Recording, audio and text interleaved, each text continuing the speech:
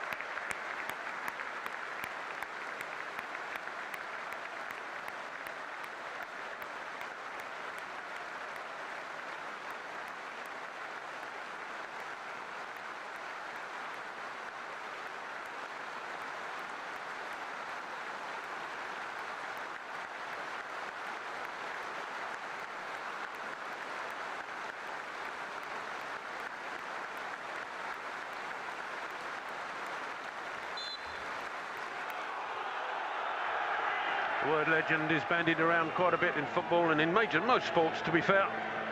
Sir Bobby Charlton is absolutely archetypal. Footballing legend, sporting legend, if you will.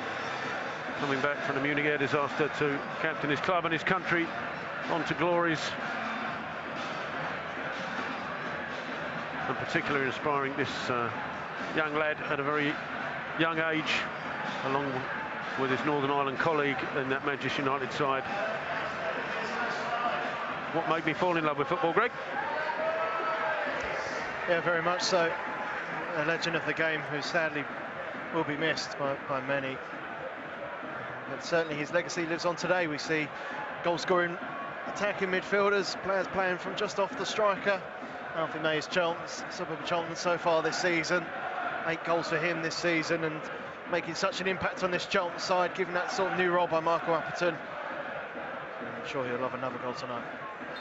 Well, it's the home side that gets us underway here at the LNER Stadium, and they're attacking to our right. Pretty sure that's the camera angle you've got as well. Towards the Charlton fans, there are, I've been told, in excess of 500 have made the journey north in very wet conditions, it has to be said. It's been raining quite a bit up here in Lincolnshire over the last few days and weeks. Well, I tell you what, as well, done well to get the game on. Well, the pitch is immaculate. We can have no complaints about the pitch tonight. The rain's sort of drizzly now. It's thin rain at the moment, but the pitch is holding up well, and well done Lincoln for making sure this game went ahead. And they have an early throw, which Adelaide, who possesses a prodigious one, sends it towards the penalty area. Met by Dobber, and then Blackett Taylor will send it further on. Alfie May not going to be able to get there, intercepted by Burrows. And now Simwaite picks it up for Charlton, trying to send Alfie May away, but that's intercepted as well, and Lincoln have it back on their left-hand side. Ball into the middle, looking for Adelaide once more, trying to avoid the attentions of Dobson, and he doesn't. The Charlton captain steers it back to Lloyd Jones, out towards us, the Charlton right-hand side, and Campbell. Back to Adelaide, and now at the feet of Hector. Sends it all the way back to Maynard Brewer. Was looking for Blackett Taylor, but that's going to be intercepted comfortably by O'Connor. It's up with Adelaide once more, but he's coming back from an offside position. Charlton will have an early free kick. Yeah, so 4 changes for Charlton. Simway replacing tonight Watson, right back, middle of midfield. Scott Fraser returns in place of Louis Watson, who's on the bench. And up top, Miles Leeburn, and to the right of him, Tyrese Campbell. So a lot of attacking changes there for Charlton, but actually gives them a little bit more balance in terms of Tyrese Campbell's on his preferred wing position. Scott Fraser will add hopefully a little bit more possession in midfield, although Louis Watson's a little bit unlucky to miss out after good performances. Well, Charlton send it forward from the free kick. It comes back to Hector, who sends it forward once more, and again it's cut out, and it's with Adelaide, who takes a long-range effort from a good 10 yards outside the penalty area from a fairly central position, and troubled nobody in particular, and certainly not Ashley Maynard Brewer. Yeah, they're missing a lot of strikers, Lincoln. They're missing certainly Mandria, who I think is their best player, is suspended. Ben House is also out injured, and Tyler Walker and Rico Hackett-Fairchild also are missing for Lincoln. So they've lined up with Adelaide up top, down the middle. Not his natural position, he's usually a winger. He's going to be joined closely by, I think it's going to be Smith and Sorensen, so it's a little bit more defensive than Lincoln might like. Yeah, I think they'd probably looking to keep it as tight as they can and hit Charlton from a set piece or on the break. There's a header clearance from the ball forward from Ashley Raynor-Brewer by O'Connor, and it's away for a Charlton throw, 10 yards or so inside. Well, difficult to tell from this point where the referee's going to spot this. It's going to be round about halfway, I think. Nathan Asimwe is trying to find the ball first. It's the other side of the hoardings. Yeah, I mean, Lincoln's defence has predominantly been quite good in this division over the last season and a half. They don't concede many, especially at home. So it will be a challenge for this Charlton team. There has been free scoring. Maybe a slightly different game than what we've had of recent weeks. Charlton in all white this evening. Scott Fraser tidying up, helping out his back line. Feeds the ball out to Terrell Thomas. Has to go backwards to Lloyd Jones as Lincoln City push up. Jones trying to switch it across to Asimwe. He's going to be under pressure here, but Nathan Asimwe, well, initially did really well, but then he's caught in possession and Lincoln City have it back. Dobson with the block from the attempted ball forward, and he's released Therese Campbell. That's super footwork from Therese Campbell. On the left-hand side, he's switching it across towards Blackett-Taylor. Blackett-Taylor, his first chance to have a go at this Lincoln defence. Takes his man on, chip ball back across. May with a header. Back across the 6-yard box, but wide of the goal. First Charlton attack. It was a swift one. Dobson finding Therese Campbell, who superb footwork to get away from his man. Switch across to Blackett-Taylor, but the cross didn't leave May with enough power to get that header and trouble the keeper. There was a lovely bit of skill from Therese Campbell to beat his man Kane inside. That's confidence now. He's got that goal at the weekend. His manager's been praising him. He's going to be full of that confidence. Lovely switch of play to Blackett-Taylor. Cross similar to the Anike goal the other day, slightly deeper. Picked out May, who did the right thing, trying to just guide it towards the far post. A little bit unlucky, but good Charlton move. Long ball forward from Lincoln, trying to release Sorensen down the right. Well cut out by Jones. Lincoln have a throw, and they've worked it back to the keeper. Now it's sent forward to Hamilton. Under pressure from May, goes to his left-hand side. That's O'Connor bringing it forward. Ball up to Adelaide, just eased off the ball by Dobson. Hector coming out of his centre half has lost possession, and Adelaide has it back. Now to his left-hand side. Simway trying to prevent Lincoln going forward. Campbell back there in defence, heads it clear, and Dobson will complete the clearance. He's asking Leeburn to pressure O'Connor, and he does. He forces O'Connor to concede the throw-in. Yeah, it could be a tough night for Miles Leeburn in terms of touches on the ball. He's up against three centre-halves. Lincoln playing with a 5-2-3 almost, with Smith and Sorensen just playing off Adelaide and up top, but certainly three centre-halves to Lincoln at the back in Mitchell, O'Connor and Jackson, and Leeburn will have to try and create a bit of space for himself, try and get in the game as much as possible and stay patient at times for Charlton this evening. Charlton work it left to Blackett-Taylor, who cuts inside this time. Now he's back out to Terrell Thomas. Left-footed cross by Thomas. Cut out by Jensen coming out of, or Jensen rather, coming out of his 6-yard box before it can find Miles Leeburn. It was a good move in the centre between May coming deep and Dobson to just release some space to get the ball out to Blackett-Taylor. Unfortunately, it mounted to nothing, and Lincoln City have it back in midfield with Hamilton. Yeah, you've got to give credit to goalkeeper. He spotted where Thomas was looking for that ball. See, the ball in was in a decent area, maybe lacked a little bit of pace, but it was good anticipation from the goalkeeper. Mitchell sends it forward on the right-hand side, asking Sorensen to pursue it, but that'll avoid Lasse Sorensen, the Dane, and sails over his head. Charlton will have a throw almost parallel to the corner of the Charlton penalty area on the left-hand side. Decent crowd in here at the old Sinsel Bank, LNER Stadium. Holds 10,500 normally. Terrell Thomas goes down the line. Miles Leeburn with a flick on, looking for May. Cut out by O'Connor. Jones, though, meets the dropping ball. He's going to have to do so again as Adelaide gets it out to Sorensen. Ball now at the feet of Burrows, still on the Lincoln City right. Switched across now into the centre. And O'Connor once more. Ball forward, though, easily cut out by Nathan Asimwe. Can he mount a Charlton counter-attack here? Just had to hold up. There's nobody immediately in front of him, so he's had to go back to Therese Campbell, who sort of dropped back to cover. Asimwe going forward. Charlton now work it across to Jones. A little touch to Fraser. Immediately closed down, but he's got the ball out to Thomas. Back to Fraser, just inside the Charlton half, on the left. Now back to Lloyd-Jones once more. Hector across to, well, in the central position. Lloyd-Jones once more. He's got Fraser still deep if he wants to use him. Instead, looks long. Asking Leeburn to pursue it. Doesn't quite reach that target, but the ball cleared only as far as Jones once more. Dobson takes over. Tried to touch it into the path of Thomas, who'd gone forward. It's cut out, and Lincoln City have it back. Sorensen. And it was Burrows making a run down the right-hand side, but the attempted ball from Hamilton's a poor one, goes straight through to Maynard Brewer, and we are coming up to 8 minutes in, still goalless here at the LNER Stadium. Yeah, Charlton have looked comfortable in possession at times, just struggling to link up the defence and striker at the moment. Strike force looking for this crossfield ball to Blackett-Taylor a couple of times. What I quite liked is when we have gone long, the midfield and defence is pushed up together, so they're really trying to make sure Lincoln aren't pushing out of their own half, making it difficult as possible. It's Hector with the searching ball forward. It's cleared away for a throw. Charlton have worked it backwards to Hector once more. He's in the centre circle, bringing it forward over halfway. Ball forward to Lieber. Little touch to Therese Campbell. Back to Asimwe. Forced back once more to Michael Hector. Lieber coming short, but Hector comes inside to Fraser. He's going to be under pressure from Sorensen. Goes back to Hector. Now the ball forward to May. It's a good work from May to find some space. Out to Terrell Thomas. Blackett-Taylor further left, attacking the corner of the penalty area. Oh, he tried to go right, and it was an important touch from Burrows to take it off his toes, but that ball forward's going to be cut out by Fraser. Turns on halfway. Brilliant football from John. Ball forward down the limit, looking for the release to Therese Campbell. He might get there as well. Campbell back across goal, and Alfie May puts the ball away in the 6-yard box. It's a lovely move from Charlton. Pinpoint ball from Fraser. Just for a moment we thought it had run too far ahead. Thomas rather. No, I think it was it Fraser who put that ball forward? I'm pretty sure it was.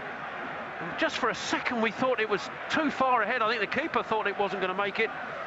Campbell wasn't sure, but in the end Therese Campbell caught up with the ball in the penalty area, drills it across, and Alfie May on hand to let it hit him almost and go behind for the Charlton opening goal. Yeah, it's brilliant play just before that tail, a move that didn't force a chance where Blackett-Taylor got challenged, but Charlton did superbly well to win the ball back, and then Fraser, ball forward to Campbell, did look like he overhit it, and the goalkeeper was hesitant to come out. Credit to Campbell, never gave up, and more importantly, credit to May, who also didn't give up and made sure he was in a position, as you say, Tel, for the ball to hit him. He almost chested it in the end, but good work from Fraser, good run from Campbell to make the space available. The ball across was perfect for May. He just had to guide it into the goal, which he did with a combination of his shoulder and his chest, and Charlton had the lead. Well, he has that happy knack of turning up in the right place to put the ball away, Alfie May. Yes, and long may that continue. As Therese Campbell picks it up just inside the Charlton half. Little touch right to Asimwe. Campbell goes for the return, asking for the ball into the corner, the right-hand corner, and he's got there again, Therese Campbell. This time up against he's into the box as well. Therese Campbell gets it across it. It hits the defender in the face, actually. And Lincoln can try and break away now with Sorensen on their right-hand side. Going to switch it across on the far side as Smith makes his way forward. Left side of the penalty area. In support is Erhahan. Back out to Smith. Lincoln City just stalling the move, but the ball into the box now, looking for Sorensen, headed away by Thomas. Asimwe's going to have to deal with this under pressure from Smith, does so. Can Therese Campbell get there? No, he's beaten to it by O'Connor. He lays it back to further back in the centre circle is Mitchell. Now out to the left and O'Connor. Ball inside now to Erhahan once more, up to Adelaken, and he tried to tee up the ball into the penalty area for the run there of Smith. Got that wrong, and it'll run away for a Charlton goal kick. Yeah, brilliant work from Therese Campbell in the first place to beat Rowan on that side, on the left-hand side of Lincoln's defence, Charlton's right-hand side. I haven't seen a replay back, but I wonder if he just took the wrong option going for goal. You can see Fraser towards the edge of the penalty area screaming for it. I wonder if he gets his head up, might spot an easier Charlton player available for the shot, but it's been Charlton so far in this match. That's to say from that a going forward point of view. Our commentary position, we've got a huge metal girder in front of us, and it was just where Fraser sent that pass away. So it took me a little while to understand exactly who made that pass forward, but what a pass it was to release Therese Campbell. I don't think anybody was overly confident that Therese was going to catch up with it, but catch up with it he did. The thing I've noticed with Charlton over the last few weeks is the movement off the ball is so much better. No one's standing still. You've got May dropping in, Fraser will push up, Therese Campbell make a run that created the goal, where he runs all the way from the right-hand side over towards the left-hand side in space. It's a major difference in the way Charlton are playing. They're playing with freedom, and obviously they're playing with confidence. And you can see that movement off the ball, and it's keeping Lincoln guessing where Charlton are going to pass it. Well, they currently passed it left to Terrell Thomas. Alfie May over on the left-hand side in support, trying to feed it through to Leeburn, but got the angle slightly wrong, and Jackson can step in and steer it back to his keeper. Ball out, it's a risky one to Hunt. Lincoln do get away with it and work it left. Rowan. Ball upfield to Smith, who's trying to switch it across here to Burrows. Just inside the Lincoln half. His ball forward to Sorensen on the right. Up against Terrell Thomas. Burrows goes on the overlap. Thomas gets the ball in. Cut out by Fraser. And Blackett-Taylor takes over on this left-hand side. Trying to skip past two Lincoln players, and he does that exactly. And then tries to skip past the third, but runs out of room on this Charlton left, and it'll be a Lincoln City throw. But still, even though that's not come to anything, he's still taken Charlton out of danger and forced Lincoln back. And you know, he's made the right decision to try and keep going. He had no real alternatives, and in the end, he's effectively just put it out of play. Adelaken from the central position back to Erhan, and to the feet of Jackson across to the right-hand side, and Mitchell bringing it forward into the Charlton half. I thought Adelaken pinged it at him. Adelaken just got his foot there, and it's gone all the way back to Jackson. Now got O'Connor to his left.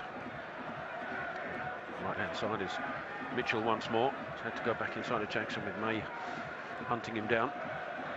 O'Connor just inside the Charlton half, goes out to Rowan. Back inside to O'Connor. Charlton preventing Lincoln from making any progress forward. In the end, they go back to the keeper, Jensen. Back out to Jackson. On the right is Mitchell. Further right is Burrows. Back to Mitchell. Blackett-Taylor prevented him coming forward. Back inside it comes again to Jackson. Still inside the Lincoln half. Across to O'Connor. Now the ball forward. Up towards Smith. Back to Adelaken. He's almost on the halfway line. Trying to drill it forward. Looking for Sorensen. Headed clear by Jones. And he's now found Therese Campbell. Therese Campbell? No, he hasn't. He's found Corey Blackett-Taylor on this left-hand side. Dobson takes over. Looks for a Simway on the right. Inside to Hector's left him a little bit of work to do. He finds Therese Campbell, and inside to Dobson once more. Out on the left is Thomas. Blackett-Taylor ahead of him. Now coming inside, Blackett-Taylor just sort of cut out his options a little bit, Thomas there, so he's gone back inside to Fraser, and Charlton will start again from the back with Hector. Now Blackett-Taylor and Thomas on this left-hand side are asking for it, but it's gone right to a Simway. Now Therese Campbell makes a run into that corner. Holding on to it, finds a Simway, cut inside. It's an important foot in there. But they've lost out to a Simway once more, cutting across the pitch. A Simway, well, like it might have been fouled by the retreating Smith, but the referee says no. Goes back to his keeper, who launches it forward straight to Michael Hector on a header inside. Was lucky and almost went straight to Adelaken, but got away with one there, Michael Hector. And it's at the feet of George Dobson. Up to Therese Campbell, just holding the ball up. Therese Campbell in the centre circle is Fraser. Thomas to his left. Blackett-Taylor further left. On the touchline, Blackett-Taylor inside to Fraser. Ball back to Thomas again. Charlton retain possession. Into the centre it goes to Michael Hector, who probably had his heart in his mouth with that header when it went to Adelaken. And now Fraser, another long ball forward. This time looking for the run of Alfie May, and May will catch up with it on this left-hand side. Blocked away by Jackson, but only as far as Thomas. Good ball inside to Blackett-Taylor. Little touch right, but Dobson picks it up in the centre. George Dobson left to Therese Campbell. Campbell has got a Simway out on the right-hand side, right corner of the penalty area. Nathan Simway cuts back on his left, still Nathan Simway. Tees up Dobson with a shot. Comes off of, I think it must have been O'Connor, and it's looped up in the air, and fortunately for Lincoln City, it's straight to Jensen, who sends his goal kick away very quickly, looking for the run of Adelaide, and it needed Jones to come across and hit it away for a Lincoln City throw. Good football again from Charlton. Really nice play. Fraser, Blackie Taylor, Terrell Thomas all involved. In the end, it comes out to a Sinway. Charlton had 4 bodies in the box, which I like to see. I like to see Charlton players wanting to be greedy, wanting to score. I think Sinway makes the right decision finding Dobson. The ball wasn't the easiest for him to strike, but he caught it so well, and it was actually Hamilton with the block. And it was a very good block, because that was goal bound. Adelaide again with a long throw in towards the edge of the 6-yard box, headed away by Jones, only as far as Sorensen, who drills it in. That's a good save by Maynard Brewer, and it needed Dobson to complete the clearance. Thomas will pick it up on the left, under pressure. Thomas by Smith, still Thomas in possession in that left-hand corner, does well to clear it away in the end, and then Fraser completes the clearance. Actually, Maynard Brewer called into action. A very good save as well, because it comes through bodies. It's a great strike from Sorensen. Maynard Brewer probably saw it late, and it's a good palm away, and luckily for him, fell to a Charlton shirt. Lincoln will test the Charlton defence with set pieces. Jones's header, while he got good connection, did go to Sorensen. It's a good strong save from Maynard Brewer, diving to his right. Lincoln City had possession on the left, but it's good work from Dobson to win it back for Charlton. Now Therese Campbell in possession, taking on Adelaide, and goes past him. Little reverse ball across, looking for Fraser. It goes straight to Sorensen though. Sorensen tees up a shot. Nowhere near as accurate as his previous effort. Harmlessly wide in the end, but Therese Campbell looked inside, didn't spot that Sorensen was there. And again, a little scare for Charlton. Yeah, again, making the wrong decision.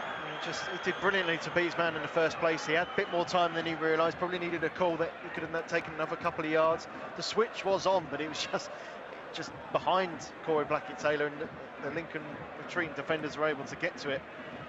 And those are things he'll work on in his game. He's still a young talent, and maybe the decision-making part is something that will continue to improve with more games he plays.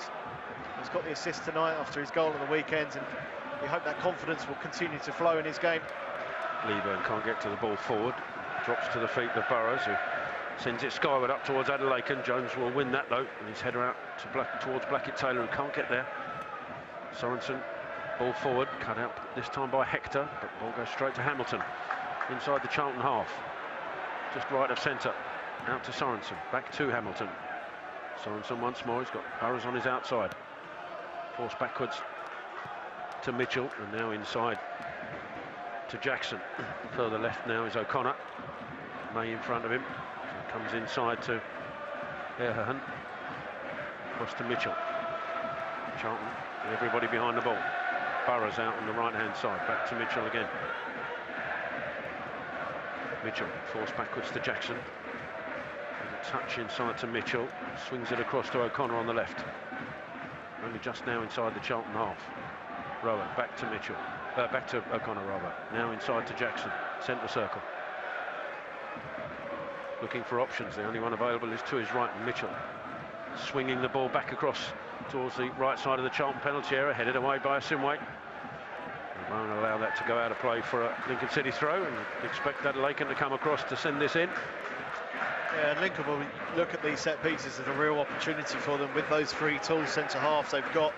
They've got a predominantly tall team, and while Charlton do have Terrell Thomas and Michael Hector and Lloyd Jones and Miles Leeburn, apart from that, not an awful lot of tall players in their side. It's launched in towards the penalty area, headed away by Fraser. Sorensen will pick it up again and drills it in and hits his own player who's offside. And another snap save from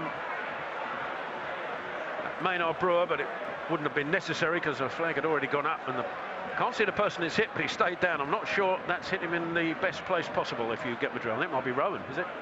Well, Charlton need to find a way of every time they header it, not heading it to Sorensen, because that's another outstanding strike.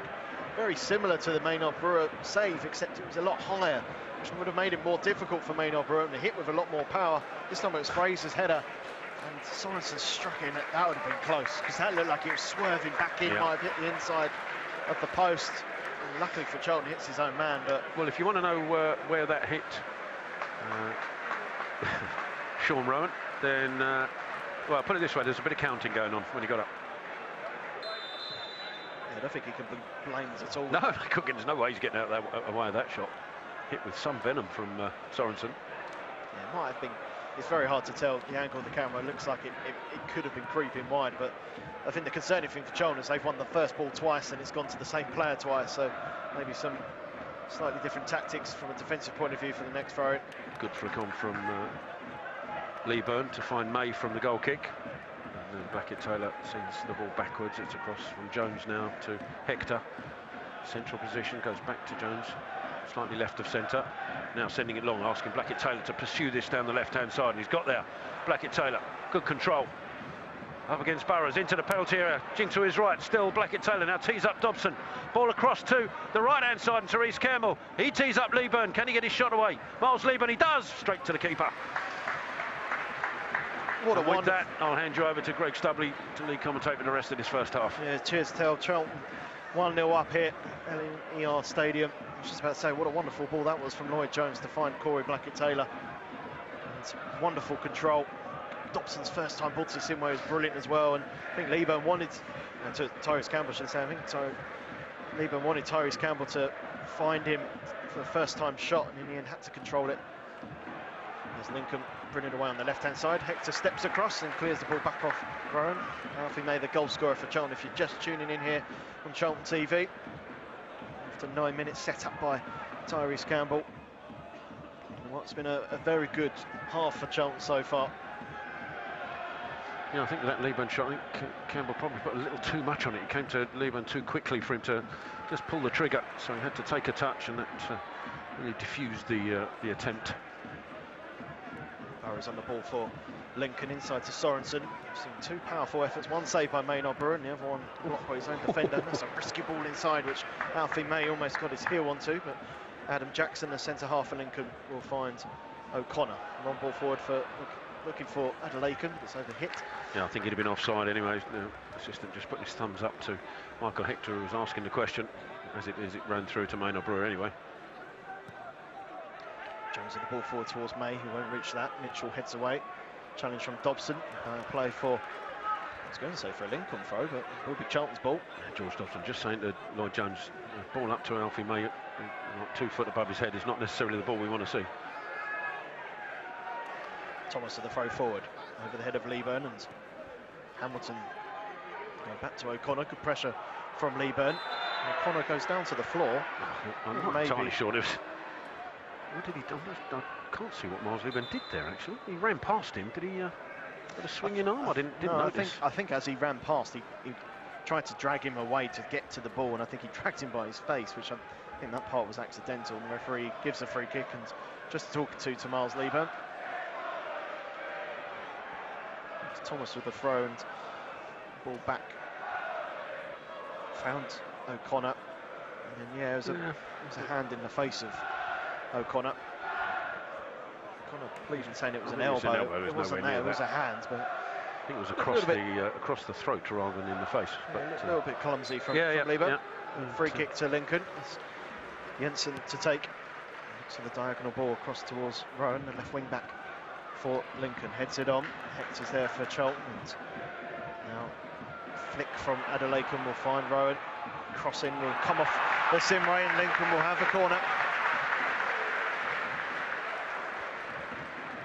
Yeah, it does look like it's going to be one of Lincoln's main threats, the long ball, either diagonally or straight down the middle, try and feed off the flick-ons, and then and threaten Charlton from a set-piece situation. Charlton with everyone back.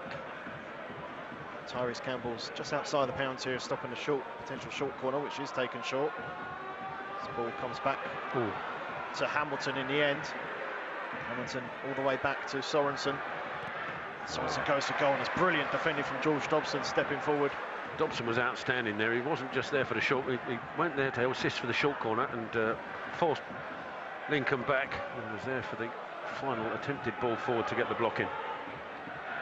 Long ball forward, Jones gets a call from Maynard Brewer, and Charlton can relax on the ball as he rolls it out to Terrell Thomas. Line up at left back again for Charlton. Ball forward, drilled towards Alfie May, and it's a good interception from Cody O'Connor, the captain of Lincoln. Hahon will bring this forward. To his left is Rowan, making forward strides. Hahon again. To switch the play across. Blackett-Taylor's there for Charlton. His header will fall into the path of Mitchell, on loan from Millwall. No relation to Mitchell, of course. Zach or Billy. Or Billy, yeah.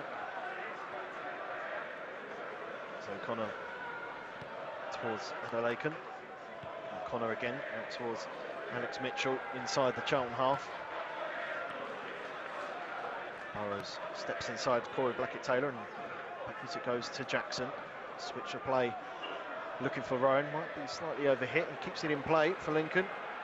Ashley Maynard-Broyle wasn't sure whether to come. Hector takes no chances, which probably was the right decision. Yeah, clears it away. A little bit of uncertainty between Hector and Maynard-Broyle, but they sorted it out. Long ball forward will fall into the arms of Maynard-Broyle again, and after 27 minutes, Charlton still have the 1-goal lead here. Alfie May after 9 minutes. The difference between the two sides. Maynard-Broyle will go long with his kick, aiming towards Leeburn. Gets something on it. Won't find May as Mitchell clears it away towards Smith. Hector touches it down to Asimwe. He's got Adelaken breathing down his neck, so decides to play safe to Ashley Maynard-Broyle. Has to go long towards Leeburn. Couldn't get something on that as Dobson heads forward towards May. Jackson's there for Lincoln. Dobson up in the air again. Leeburn looks to be bundled clumsily by O'Connor. He had no real need to go for that with Erhorn underneath it. Well, Leeburn was only going to head it backwards, so there was no real point in making that challenge. We must say, we have got replays tonight, but they are delayed, so we won't have instant reaction to things as we have done last season. Charlton will have the free kick with George Dobson out to the right to Asimwe, keeps it in play. Down the line to Tyrese Campbell, who's made a good run forward. Looks for the cross towards Leeburn, and gets across his man, and a decent header, but luckily for Lincoln it was straight at Jensen. Yeah, he did the right thing in heading it downwards, but maybe a little bit too far away to get enough power on it to beat the keeper. Good work down the right-hand side, though. Good cross in from Tyrese Campbell as well. Jackson to his right to Mitchell. Forward towards Sorensen. Look for the run of Adelaken against Jones, who gets the foot in and clears it up towards Blackett-Taylor. Touches it back to Fraser and inside to Dobson, and Charlton will build from the back as Asimwe, returning to the starting 11 for Charlton, looks down the line, but the ball was short, and Rowan will pick it up and towards Smith. It's a nice nutmeg on Dobson. Won't beat Fraser, but the referee will pull it back. It's the first foul. Dobson just clipped it, which is a real shame, because Charlton had numbers. Didn't. If Dobson had just missed his target, Charlton could have been away. They're worth noting, Charlton do have 3 players who are 1 away from suspension. 1 yellow card, that is. Alfie May, George Dobson and Boban Tedic, who's on the bench. Charlton this evening, if they get a yellow card, will miss Saturday's game. And Laken with a free kick looks for Hamilton.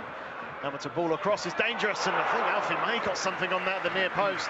And luckily for Charlton, the May effort didn't find the back of the net. Yeah, side netting. It just livened the Lincoln supporters on the far side, who saw the net rustle and thought that might have sneaked inside. Good free kick move from Lincoln. Corner's going to be taken by Adelaken. Whips it in towards the far post. Ashley Maynard-Broyle as well. Gets something on that. At the far post, it was a whipped corner from Adelaken. Maynard-Broyle slides his fingertips on it to take it away from, it was Jackson or O'Connor at the far post. Yeah, until I see the replay, I don't know for sure, but I think he needed to get a touch on it as well. Adelaken to take again from the opposite side this time, on the right-hand side. So the outswinging delivery.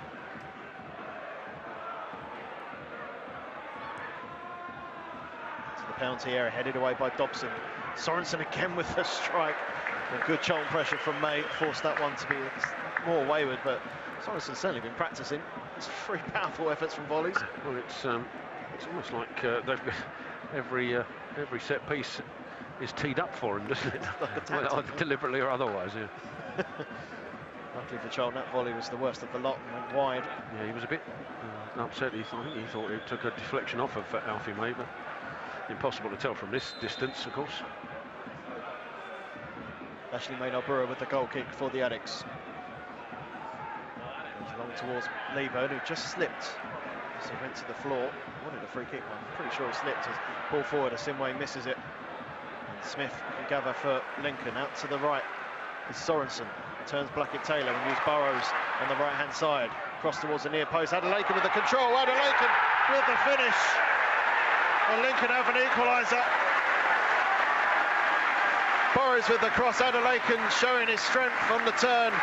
His left foot finish goes beyond Maynard Brewer, and Lincoln are level. Yeah, break down the Lincoln right-hand side. They overlapped. Good ball in for Burrows, and Jones just tried to get there in front of Adelaiken, and he missed it. And you've got to give Adelaiken some credit for the control and turn. It's just this cross coming in from Burrows. Jones tried to get there first. It's a good control from Adelaiken. Turned and hit it past Maynard Brewer.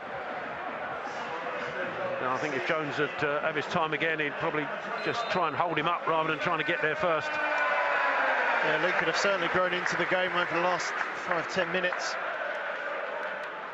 That was a decent play. Charlton didn't cut out the ball initially, and then Jones, as you say, Tail, went to commit.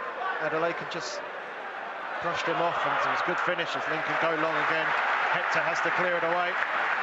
Terrell Thomas with the ball back, and suddenly it's the hosts with the tails up. Yeah, we need to dig in here because, as you say, Greg, the hosts got their confidence after the goal. They're going to push forward now. Maybe Charlton can expose that with the pace that we have in the wide areas.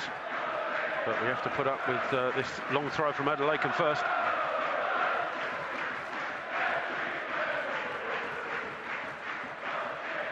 Adelaiken to take. Throw towards the near post. O'Connor gets something on it. Simway at the far post had to be alert. Rowan was there, and Lincoln support. Yeah, he watched it well. The Simway there, it was important he did. It was a little flick on in the penalty area. If the Simway hadn't been as aware, could have dropped to, was that Rowan on the far side? I couldn't tell from here. It was Rowan at the far post. Again, I think that was deliberate, the flick from O'Connor. He's just trying to help it goalwards as the throw comes in again. Fraser wins that header. Flicked away by Tyrese Campbell. Sorensen back in the penalty. Actually, Maynard Brewer comes to collect, and it's a good claim from Charlton's goalkeeper. Rolling out to Terrell Thomas in space on the left-hand side. It's a shame because up until then, Charlton, I said Lincoln had grown in the game, but Charlton put some nice passages of play together. Had the goal lead. Tyrese Campbell. Backwards to Fraser. Now Hector across to Jones. To go long under pressure from Sorensen. He's heading forward towards Adelaiken, who can gather and find Smith on the left-hand side. Smith up against Dobson, cuts inside, finds Adelaiken. Ball forward looking for Erhahon. Across goal, we'll look for Burrows at the far post. Burrows' first-time effort is over. Charlton's defending. And that was a real chance to get bodies back, and Burrows with a glorious opportunity. Exposed to stand the flanks on the left and the right there. First, the ball behind Hector. Caught Charlton out, and the ball across. Had Burrows racing in, and he had a lot more time, I think, than he thought. Probably should have done better. There's a ball forward that found Erhahon behind Hector. The shot coming in for Burrows, who had more time than he realised. Tried to hit it first time. Glorious opportunity for Lincoln. Leeburn's flick. Blackett-Taylor, ball forward towards Campbell. Jensen with a wayward clearance forward.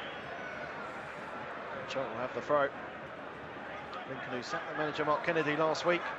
Interim boss Tom Shaw oversaw a 1-0 victory at Fleetwood at the weekend. As Fraser tries to bring it forward, and suddenly ball forward looking towards Sorensen, who's in acres of space. Sorensen on the right-hand side in the penalty area. Sorensen still, good save by Maynard Brewer off the post. It looked like Maynard Brewer's safe initially and come back out, but instead went to the inside of the post. And Sorensen scrambling on the rebound. Charlton got bodies back. He's given a corner, the referee, from the rebound. Surely Sorensen got to the rebound and put that out himself. Referee's given a corner. I didn't see that either, unless I can't see from this angle, but it really looked like Sorensen had kicked that out himself. And Sorensen ran through, went towards the near post. Maynard Brewer with the save it. Then hit Sorensen again and hit the post, and then Sorensen on the rebound puts it wide. How is that a corner? Lincoln have been given the corner. Mark Appleton shouted instructions from the touchline. He's not happy with his defence at the moment. It's Lincoln corner. Adelaiken takes, swings it in. Jones gets something on it. Dobson heads it up in the air. was back in the penalty area. Terrell Thomas this time with the header away. Alfie May has a bit of time and looks towards Miles Leeburn. Can't control. Ball deflects back towards May. It's a good challenge from Mitchell with the challenge, and suddenly Lincoln are winning not only the first balls but the second balls as well. Jones with the clearance forward, which the assistant says comes back off of Hamilton. A lot of action in the last 5 minutes, and it's all been at the Charlton end. Sadly, yes. Maynard Brewer long towards Leeburn. Can't win his header. Charlton with the throw, who for the first 25 minutes or so, good value for their 1-0 lead. We've got to go back to trying to play our football down the flanks. Oh, poor Charles ball. Thomas with a poor ball back to Lloyd Jones. Adelaken looking to take on Jones. It's a good challenge, but the mistakes are creeping in the Charlton defence again. Just a poor ball back from Thomas. Hands possession back to Lincoln City. And so in the opening exchanges, we were playing down the flanks, playing it wide, and for some reason since we've been trying to knock long balls forward up towards Leeburn and look for flick-ons, and that just hasn't worked. Definitely lost composure, and the ball back to Fraser wasn't the worst one. And Terrell Thomas, I think the ball went out of play. Easily played it back. Corner comes in. Leeburn this time with the header away. Sorensen down the line to Adelaken to take on Asimwe. Get the ball back, crosses in, headed away by Terrell Thomas. Charlton will look to push up. Hon leads us forward towards Adelaken. Controls with his arm. How can the assistant not see that? It's literally a yard away, and the referee, who's almost in the middle of the pitch, can see it. And maybe he wasn't looking, he was looking to see if it had gone off for a throw, but it's a bizarre one. An opportunity for Charlton just to calm things down. We have played 39 minutes. Lincoln 1, Charlton 1, the scoreline now. That's where you want to see your more experienced players just take control of this situation. Terrell Thomas will leave this for Ashley Maynard Brewer. Arguing amongst the Charlton defence. Maynard Brewer goes long, forward towards Leeburn. Jackson flicks it behind him. O'Connor has to head it away. Now Mitchell clears forward. Flicked on by Hamilton and by Sorensen. Jones is first to the ball for Charlton towards May. Lovely back heel to find Fraser. That's brilliant from Alfie May. Fraser outnumbered, but will win a throw-in for his side. It's a lovely touch from Alfie May. Looked like we were going nowhere there. That's what Charlton need to get back to. They're playing with confidence, playing with a bit of freedom. Fresh off that 4-0 win at the weekend, and 10 minutes or so have really stunned the Addicts. They've easily been 2-1 for Lincoln. Burrows and Sorensen have missed glorious opportunities. Thomas inside to Alfie May. Has to go all the way back to Hector. He's in space, but Charlton look to try and regain control of this game as Hector out to the right to Asimwe. Faced up by Smith, goes backwards to Dobson. First time inside to Fraser. Dobson again. Ball forward towards Leeburn. Challenge comes in, which is a good one. Adelaken will lose out to Terrell Thomas, who did well to react for Charlton. He did, you're right. And was composed as well. Didn't dive in, which was clever from Terrell Thomas. Fraser under pressure from Hamilton, who just shoves him in the back a little bit unnecessarily. It seemed a tad pointless, that, didn't it? The phrase "let them know you're there" comes to mind with that. As Fraser takes a free kick, which was given for that foul. Running by Hamilton. Now George Dobson. Charles captain out to the right to Asimwe. Ball down the line looking for Campbell, but deflected off Rowan last, so the Addicts will be given the throw. Asimwe backwards to Dobson. And now Hector to his left to Jones. Taylor drops deep, finds Terrell Thomas. Outnumbered. Was tempted to go to Blackett-Taylor, but Blackett-Taylor is retreating from an offside position, so it goes all the way back to Jones, who finds Maynard Brewer. It's for the first time ball out towards Dobson. It's good control. Smith comes back. Dobson does well to keep possession for Charlton. Here's Hector. Looks to switch the play across towards Terrell Thomas. Instead, that will go a little bit further. Blackett-Taylor give chase as the ball deflects down to May. Good control from May.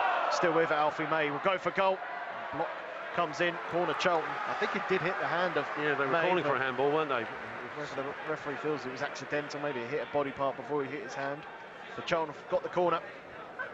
Trying to put a little bit of pressure back on the home side.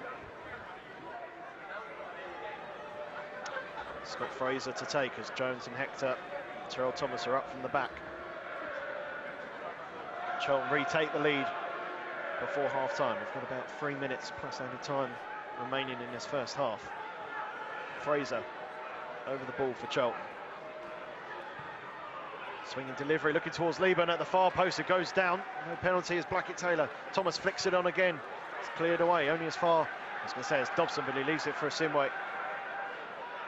Bring this forward. Looks towards Alfie May on the opposite side.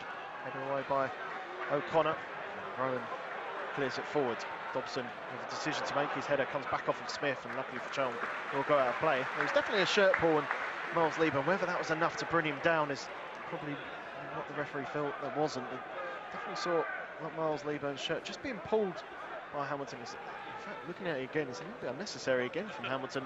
Definitely makes contact with Lieben's shirt. The referee felt it was not enough for a penalty. You just don't see those decisions given there. I mean, there was a big thing about them always penalising shirt pulling in the area, and it worked for a couple of months, and it's just sort of dried up a little bit. Jones at the ball forward, looking towards Lieben. Headed away by Mitchell. Hamilton pushing it back by Terrell Thomas. And Lincoln will be given the free kick. Yeah, Hamilton was clever there. Just stood in front of Thomas. He was trying to get to the ball. Eventually had to go through Hamilton to get to it. Lincoln with the free kick. It's now the host's turn to just slow the game down. I think they're still complaining about what they felt was an Alfie May handball to the referee. Jackson to the left to O'Connor. Across to Mitchell. Back inside to Jackson. Looks long. The same way it's underneath it for Charlton. His header will go straight to Smith. On forward towards Rowan.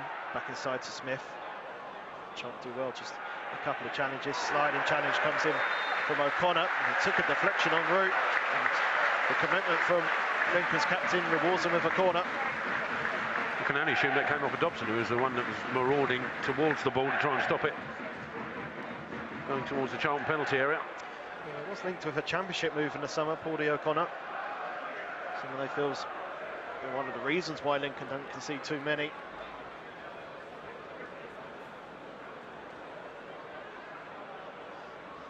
Lincoln prepares to take the corner. 2 added minutes at the end of this first half. And Lakin swings it in. Decent delivery again. Lieben with the header away on his far. Sorensen again with the volley. Comes off of May, then hits Dobson. And Charlton will look to break through Tyrese Campbell, who's just run out of room. He's looking up, looking for options. They weren't really there. Yeah, he knew Sorensen was pursuing him, so he felt he had to take another touch. He probably didn't need to, actually. Mitchell inside to Jackson. Switches the play across, looking for Rowan, just over hit. Charlton with the throw. Referee this evening, should I say, Daniel Middleton, his first ever match referee in Charlton. Refereed a lot in the National League last season, so given a promotion to the EFL this season. It's in way to take the throw for the Addicts. Towards Lieben, wins the header. That came off a Lincoln player last year.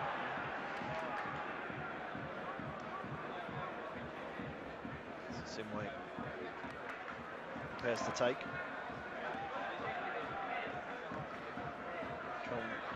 With Kamara, Louis Watson, Tanai Watson, Lucas Ness, Chem Campbell and Bowman Tedic on the bench for the second half for Charlton if they wish to make a change at half-time.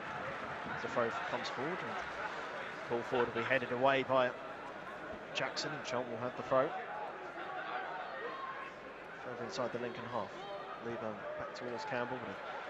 His possession, Charlton, and ball forward towards Sorensen, who's been busy in this match for the hosts. Goes all the way back to Mitchell. Switch of play across, looking for Rowan. Keeps the ball in play. Goes back to O'Connor. Turn can find Jensen. And to the right to Mitchell. Pressure from Blackett-Taylor will go back to his goalkeeper. May will this time apply a pressure. Sends the ball forward, and there's the half-time whistle. After 45 minutes here at the LNER Stadium, it is Lincoln 1, Charlton 1. The Addicts had a perfect start. Alfie May, after 9 minutes, gave the Addicts the lead.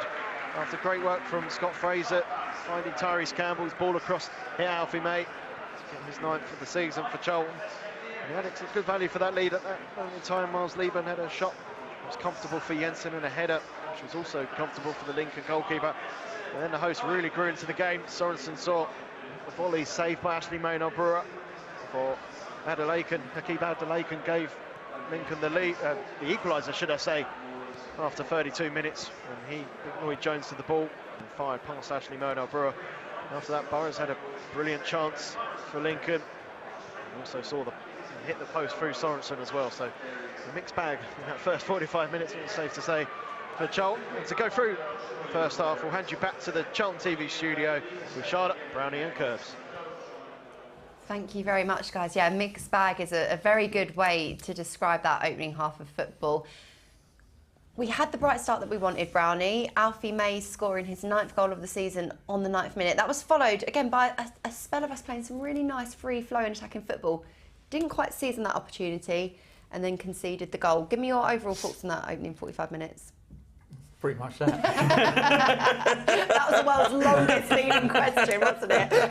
Can you tell we've watched it together? I'm not sure I can answer that, Charlotte. No, it was pretty much that. We've had some bright moments. We scored a very good goal, actually, and we'll go through it. But it was a very well constructed goal, and for many different reasons. Yeah, there was a very good forward run in there. There was some excellent work from Fraser defensively to win the ball back. We got our nose in front. We looked like the better side. We did have one or two other good moments in that first half, but worryingly, we conceded and lost our way a little bit, and perhaps could have come in behind. And I think we've got Ashley Manor. There's the tracking from Fraser. Good turn. This pass is outstanding, but it's an equally good run from Tyrese. Superb run across the line in behind. And Alfie May's exactly where you want every good striker to be, inside the width of the post, inside the 6-yard box, to just get anything on that cross, and it's in the back of the net, which he did. And from that point onwards, I thought we looked bright, Curbs. We had a couple of moments, a couple of good switches of play. Lloyd Jones with a super diagonal to Blackett-Taylor. He started to look dangerous. But that was about as good as it got. We faded after the first 20 minutes. I think we started like we finished here at the weekend, full of confidence, and there was some really, nice attacking play. We didn't get that second one, and then Lincoln grew into the game, got stronger, especially when they attacked down the flanks.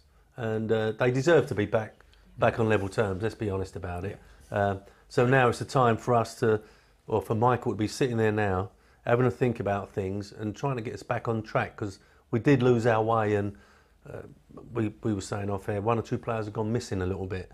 Not because they don't want to be involved, but we haven't got the ball to them enough. And, so we've got 1 or 2 players that need to up their game a bit to get us back into it. Before we take a look at the equaliser from Lincoln City, just a reminder that if you want to ask Curbs or Brownie a question, feed in your thoughts from that opening 45 minutes of football, you can do courtesy of our WhatsApp number. So do get in touch with us. I can happily pose some questions to the guys. Just don't make them as long as mine to Brownie. Keep them short and sweet, eh? But let's have a look at that equalising goal, as Curbs alludes to there. It came after a period of pressure and a couple of decent saves from Ashley Maynard-Brewer. Brownie, break this down for me from a defensive point of view. Well, they get their little 2v1, and you can see you can see Blackett-Taylor trying to recover. He doesn't quite get it. That puts Thomas under pressure. But everyone's going to focus on Lloyd Jones here, on his attempt to try and win the ball from the Burrows cross. And all I can say is, when you're a centre half, that ball comes across, and if your eyes widen and you think you can get there, you commit yourself. Yeah. And I think you've got to give the centre forward a little bit of credit for using his body the way he did. But he just nips in front of him there. Is there a little arm there that just stops Lloyd Jones getting there? The first touch is exquisite, and that leads to not an easy finish, but a finish that he knows he can make once it's set underneath him.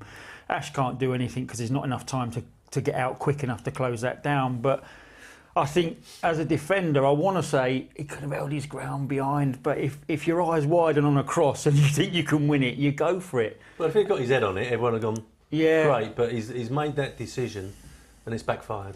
And Curbs, let's credit Lincoln to a certain degree for the variety of threats that they showed. Sorensen had a number of good shots from distance. The long throw as well seemed to be causing us a few areas of concerns and a few headers kind of being launched into zones where there are lots of players. When you're defending a long throw, not only do you want a head to get the first touch, but you need to ring the box. And we have got the first touch. He's headed out into the edge of the penalty box, but their players there to volley it back. So, you know, we got away with it a couple of times. We did indeed. Let's have a little look at some of Lincoln's chances before we take a look at some more of our own. This is the long throw that we were talking about, Brownie. Yeah, and we get first contact, actually, and I think we get first contact on the next one as well, but you can't head the ball across your box to the edge of the box. It's got to go back the way it's come from, really, if you're talking about defending it properly. And that's Fraser's header again on the back foot, right across our box. That, for me, is going in. We've had a bit of a touch here that's happened, but Ashley made a very good save on the first one. He makes another one actually from Sorensen on a 1v1 and a bit later. But yeah, if you're going to get first, listen, he's just got caught there, Hector, with his weight all on the front foot. And do you know what? It looks like he's stuck, doesn't it? You know, in concrete. But as a centre half, when your weight's going forward, we do look very cumbersome trying to transfer it backwards, and he was done at that point. But here's the 1v1. And listen, Ash does well here. He gets his angles right. He narrows down, and bosh, you're not getting past that. We do have a touch of luck on the rebound, but. You know, at this point, unfortunately, where we were, I guess the most disappointing factor of the first half is how much we lost our way after we conceded. The organisation behind the ball went, the concentration levels went.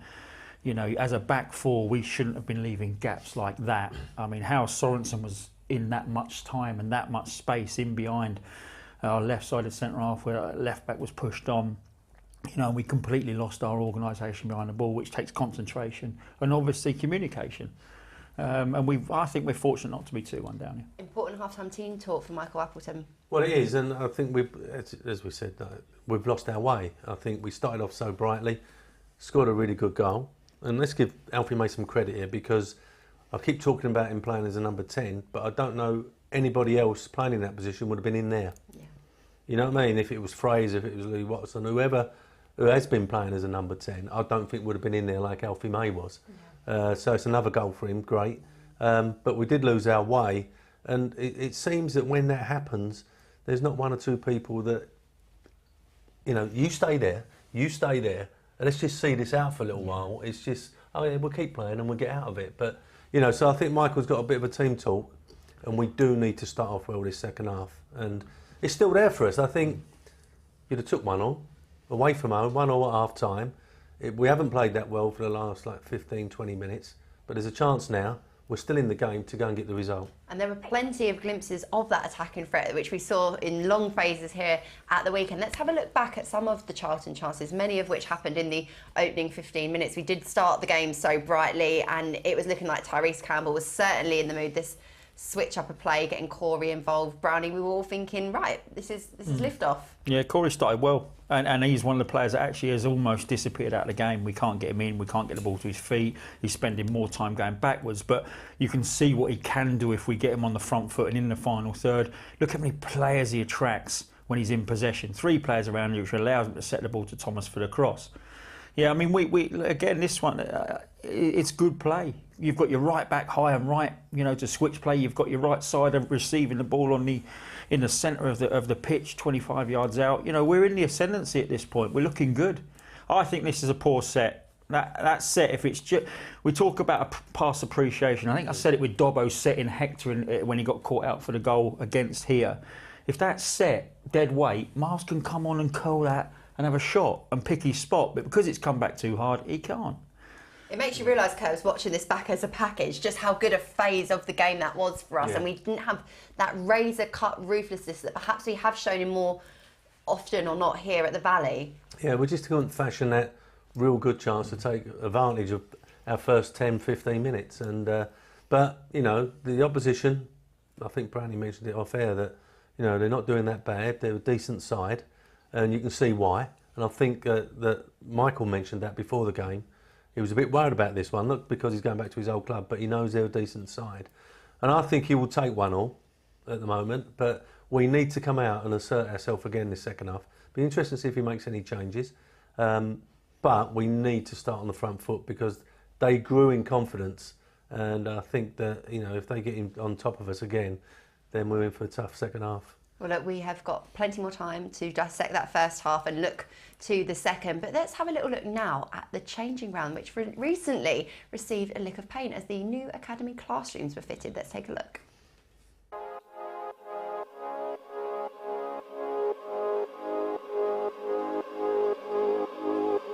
So our classrooms here at the training ground have been used principally for the education for our scholar groups. In amongst that, they're used as a multidisciplinary space for all classroom-based activity that the scholars undertake. The boys have to pursue an apprenticeship and they have to sort of do like a record of achievement over their 2 years. So we need classroom space to deliver that. So they're in constant use. I'm a firm believer in creating an aspirational environment, and it's long been a dream of mine to create spaces where anybody that enters them feels as though they get a sense of what's gone on before. And having been at the club in my current position for the best part of 20 years, I've taught all the boys that are on the wall. And each image that you see represents a story, and a story to be proud of for this club, because this club has produced a number of very high talented, very high profile players in the time that I've been here, and that's been consistent. So it's about celebrating that really, and creating a space where anybody that comes in here thinks this could be me one day. Behind me, on the partition that you see, are sort of like the principal characters, principal players that have played a significant role in this club's development. You know, Joe Gomez behind me was a fantastic young man, worked really hard with his education. That's what we try to engender here. It's not just myself and the education team, but we've created a learning culture at this academy, and driven by Steve, because Steve is an ex-teacher and he has a holistic approach to player development. And I'm glancing around and I'm just remembering stories of all the boys that are on the wall, and I shared some really great times with them, you know, and to see them blossom and end up playing for this wonderful club is really why I do the job. Absolutely loved that. I was having a real good look, Bradley. I couldn't see you on any of the walls there for inspiration. I think my generation's pre-Steve Avery, so I don't think we get a shout. I didn't see any of our boys. Nah, you won't. There must be a room somewhere. You won't do. Is there a room somewhere with some of the old boys on it? No. Okay. Curbs, interesting to hear from Joe Francis there, who's the head of education. It's really important, obviously, to develop the players, but for many to have that educational side as well is a really important factor. That's the major thing, I think, that the academies have brought to football and to young players, because the failure rate is so great. You know, the young boys, they've got all these aspirations. They perhaps neglect the other side of it, their education, and what they're going to do, and perhaps have a safety net if they don't make it. And you know, so the academies have brought that to the fore, and the education and the life skills that they're giving the boys is fantastic. They're still going to want to be footballers, and they're probably still going to skip one or two classes if they can. But you know, that is the big thing that the academies have brought in. And just quickly on that note, I was so impressed on Saturday evening to see an interview with our very own Daniel Canoe, who scored 4 goals on Saturday, and his post-match interview was absolutely outstanding, and it was a reminder to me that not only did we make really promising young footballers, but we helped develop some really articulate, intelligent young men as well, Brownie. Yeah, I'd say that's the side of the academy work that has changed the most, because we barely got any. We got our educational day, but we were all shuffled off to, I think we had to get the train up to Southwark as a group, you know, and no classrooms at the training ground. You know, we weren't fed every day. So, you know, and we weren't educated like they are now. We certainly weren't given any media training. You were just thrown out. You got in the first team and bosh, oh, John Murray's here to see you. You don't even know who John Murray is at that point. But you're doing an interview with a guy that's 6'7", one of the best commentators in the country, and you're just spouting off as an 18-year-old kid, and it's your first interview. Yeah. You know, now they're taught how to behave, and to a degree, I think they're made too boring. If I'm honest, we sit. Oh my God, we sit here some days. It's like, oh, the team played really well. Just let them be themselves. It is the social skills as well, you know, how to conduct themselves, and especially if they've got to go into another profession afterwards, you know. And if all they've done is just football, and it's football talk, you know, they're going to struggle if they have to leave the game. We've had plenty of WhatsApp messages come through as well. I'm reading through some of them here, and it's great to hear Sam and Chloe. Shout out to you watching from Dubai. I bet the weather's nice there, isn't it? Well, they say they're hoping. But the golf courses are looking good as well. They say that they're hoping for a better half. And we can see the Charlton players out early. They're out early, yeah. It is, isn't it, Curbs? And a question here from JP in Appleton. He asks if good defence can be coached, or is it about recruitment? Brownie, what's your thoughts on that? A bit of both. You know, sometimes you buy a player from another club that statistically has done very, very well, doesn't fit into your way of playing, you play him in a slightly different way. And one of my biggest criticisms about perhaps the previous regime is that some of our defenders were uncomfortable playing in that way. And I think Michael's alleviated that by taking the pressure off, by putting under pressure in possession. So it's a bit of both. Recruitment is key. But you can improve every player with your coaching without any shadow of a doubt. Well, look, we are nearly ready for the second half. So back up to your commentators, Terry Smith and Greg Stubley.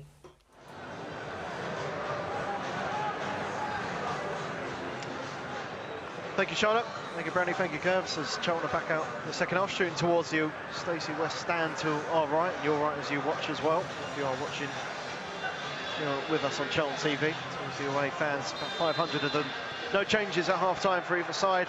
The game is back underway. Alfie May, Charlton's goal scorer in the first half after 9 minutes to Ashley Maynard-Burrow. Long towards Leaburn, headed away. Jones will do likewise for Charlton. Again, the ball's back with Jones. Dobson has to go back to the centre half under pressure. Looks towards May, who's dropping short. The ball will go all the way back to Thomas. Has to go to Maynard-Burrow. First time clearance under pressure.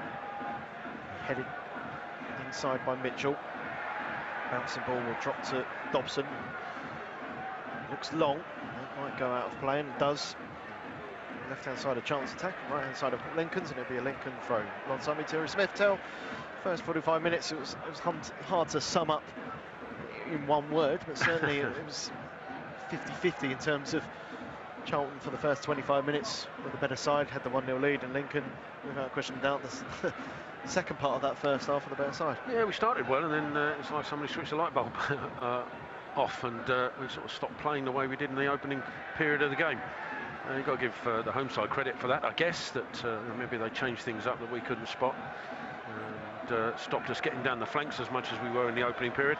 But I sort of agree with the studio. We need to start this second half like we did the first, and I'm wondering if that's why the players were sent out a little bit earlier, maybe with a flea in their ear from Michael Appleton to say you've got to do just that.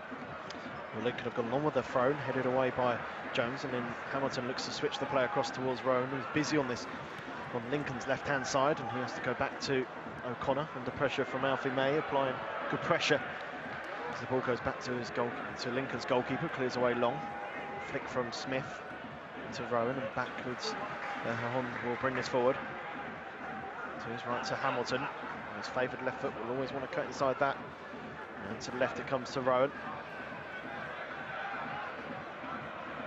Now O'Connor, side to Hamilton, and O'Connor again. Ball forward will find Adelaide, who's made a decent run beyond Hector. Hector gets back to try and put him under pressure, and Adelaide will look to switch the play across to Sorensen again with the volley. That's his fourth of the match. And Maynard-Burrow was forced into a save. Well, he must practice that all day long, Sorensen, because they've been teeing him up as often as they possibly can with that volley. And he just drifted away from Thomas to find himself into some space. It was a good ball that picked him out as well. And the volley was a crisp one. Unfortunately for Charlton, Maynard-Burrow on hand to block it away. Adelaide with his ball in. It's him with the throw now. Headed away by Jones towards Sorensen. Now Adelaide as Lincoln looking to start the second half where they finished the first. Back to Sorensen. First time cross is deep. Hector heads it up in the air. Bouncing ball. Dobson can clear it away, and Charlton will look to push up. Tyrese Campbell will do exactly that as Burrows goes all the way back to Jensen. To clear this way forward and looks for the ball short to Hon, who's under pressure. Pokes it towards Sorensen, and Blackett-Taylor couldn't quite get that. Sorensen goes long. Jones will control for Charlton. Blackett-Taylor couldn't have been far away from getting on the end of that. Thomas up towards Leeburn, numbered and keeps the ball in play, but loses possession as Smith to Adelaken, back inside to Smith. Lincoln playing with confidence now as Smith brings the ball forward. With the ball looking for Hamilton. Looked to go for goal, and it's a good block from Jones. Maybe made the wrong decision there, Hamilton, but... That was good from Asimwe, though, because Hamilton was hoping Asimwe would commit himself to try and make the tackle, but he just split Hamilton and Rowan to stop the out ball to the left-hand side, so it left Hamilton with little choice. Corner of the ball forward, looking for Adelaken. Challenge comes in from Jones. The ricochet will come the way of Smith. Backwards it comes to Hamilton. Looks across towards Sorensen. It's over his head. In fact, he might have handballed that. He definitely handballed it, and I think that's what the assistant's given. Just those little deflections and knockdowns, not just quite running Charlton's way. It's a sort of sums up where we've been sort of towards the latter end of the first half and the beginning of the second. Yeah, I felt as well on Saturday, Charlton were probably guilty of not winning enough second balls in the first half, and as the game progressed, they started being a bit more aggressive. It's been a flip, it's been a reverse today. The first 20 minutes or so, Charlton were winning those first balls, second balls. Now it's Lincoln. It's the same way forward towards Campbell. Challenge comes in, it will come the way of Adelaken. He's got confidence to flick it behind and find Rowan. Cross is awkward for Jones, who did well to watch it all the way. Controls to Hector, and Fraser back to Hector again. Can bring this ball forward. It's a poor ball out. Finds Rowan up towards Adelaken, who wasn't expecting it. Dobson did well to get back and clears it away forward towards Leeburn. Touches it down towards Fraser. Good touch. Might have been fouled in the process. Referee says no. I think he was. Charlton will play on those. Dobson's got Alfie May. To his left is Blackett-Taylor. Blackett-Taylor, opportunity to take on Burrows. Goes down the line. Mitchell slides in and then hits Burrows, and will be a Charlton throw. It's good covering defending, but Charlton will have the throw. Fraser back to his feet. Certainly looked like Fraser was caught to me. Charlton took the throw quickly, which probably wasn't the right decision, with Fraser still feeling the effects of that foul. Wasn't given, sorry. It's Hector out to the right to Asimwe. Now Campbell to Fraser. Got Dobson inside, instead looks to switch it across. It's a decent looking ball to find May. Good control. May inside towards Blackett-Taylor, and Blackett-Taylor is just wrong-footed. That allowed Mitchell to make the challenge, but it was a lovely switch of play from Scott Fraser to find May. Just took the wrong option there. I mean, I know it's easy to see from up here, but Alfie May could have used Blackett-Taylor as a bit of a decoy. Instead tried to pick him out. I'm not entirely sure Blackett-Taylor was expecting it. Hector's ball should have been cut out by Burrows, but it falls the way of May. Cuts inside. May uses Dobson. Out left to Blackett-Taylor. Opportunity to take on Mitchell. Goes on the outside. Mitchell gets a foot on the ball. Terrell Thomas is there now for Charlton. Goes back to Dobson. Dobson with Sorensen behind him. Dobson brings the ball forward towards Blackett-Taylor. They look for the 1-2. Sorensen will step across and win the goal kick for his side. Yeah, Lincoln City are determined not to let Charlton in down the flanks. And, overload when that happens. If Charlton can switch it back across, they might have a chance, but going to give the home side credit for sort of nullifying our attacking options at the moment down the wide areas. Fraser looks for the early ball towards Blackett-Taylor. It's a lovely looking pass. Blackett-Taylor does well to control, but Burrows was always going to get back and apply pressure. As it gives away to Fraser. Fraser looks for the cross in towards May. O'Connor clears it away. 7,314 in the ground this evening. 600 of those Charlton fans.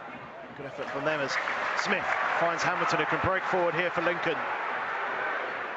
Been pushed out to his left. Look for the reverse ball to Rowan. Well read by Simway. Now the Addicts will look to break through Tyrese Campbell. Inside looking for May. Cut out by Erhan, who comes back. Patron with the throw. Simway takes. Inside to Leeburn, who can't control the ball. Struggling to get in this game, Miles Leeburn at times. So they can go long with the ball forward. Jones with a header. Will find Fraser in space. Fraser. Blackett-Taylor to his left. Taylor cuts inside. Uses Fraser behind him again. Fraser to Dobson. Dobson with the cross, looking towards Leeburn, who tries to stretch for it. The idea was right, just slightly overhit by Charlton's captain. Just too much on it. Not much in it, but just too much on it. And Leeburn initially thought he was going to go with his head, realised he wasn't going to get there, so tried to improvise while letting it drop, but ran out of room. O'Connor to Rowan. Ball down the line, we'll look for Smith. Dobson with good pressure, but it comes the way of Rowan again. And inside now is Hamilton. Lincoln have bodies to their right, and that's where the ball goes. It's Sorensen. Burrows makes a run on the overlap. Burrows gets to the ball, challenge comes in. Sorensen will have the ball again. Trying to do well to get back, but Lincoln's still applying pressure. Mitchell inside to Hamilton on his favoured left foot. Go for goal. Good block by Dobson, but again Lincoln on the ball. Charlton slow to push out. Hamilton. On the right hand side is Mitchell. Adelaken. And Mitchell again. It's a little bit too easy for Lincoln in possession. Burrows looks for the cross. Good block from Terrell Thomas, but will be the visitor, will be host, should I say, with the throw, and it'll probably be a long one. Always seem to have a spare man. Lincoln City at the minute. Charlton just chasing shadows just a bit in that move. I wonder how long before Michael Appleton makes a change. Adelaken with the throw in towards O'Connor, who wins the header. He's up against the Simway. Maynard Brewer rolls it out to Alfie May, and a lot of space on this right-hand side. Tyrese Campbell's down the line. May spots that run and finds him early. Campbell, opportunity to take on Burrows, who just stands his ground. It's good defending up towards Rowan. Uses Smith on the overlap. Suddenly it's Lincoln with nice passages of play. Smith inside. Here's Adelaken in space, allowed to turn. Charlton so deep, allowed him the space. Frustrated Alfie May. Wasn't happy with his defence there as Smith looks forward towards Adelaken. Can turn. Hamilton now to Sorensen. It's Hamilton again. Lincoln will slow way down. We'll look for possession.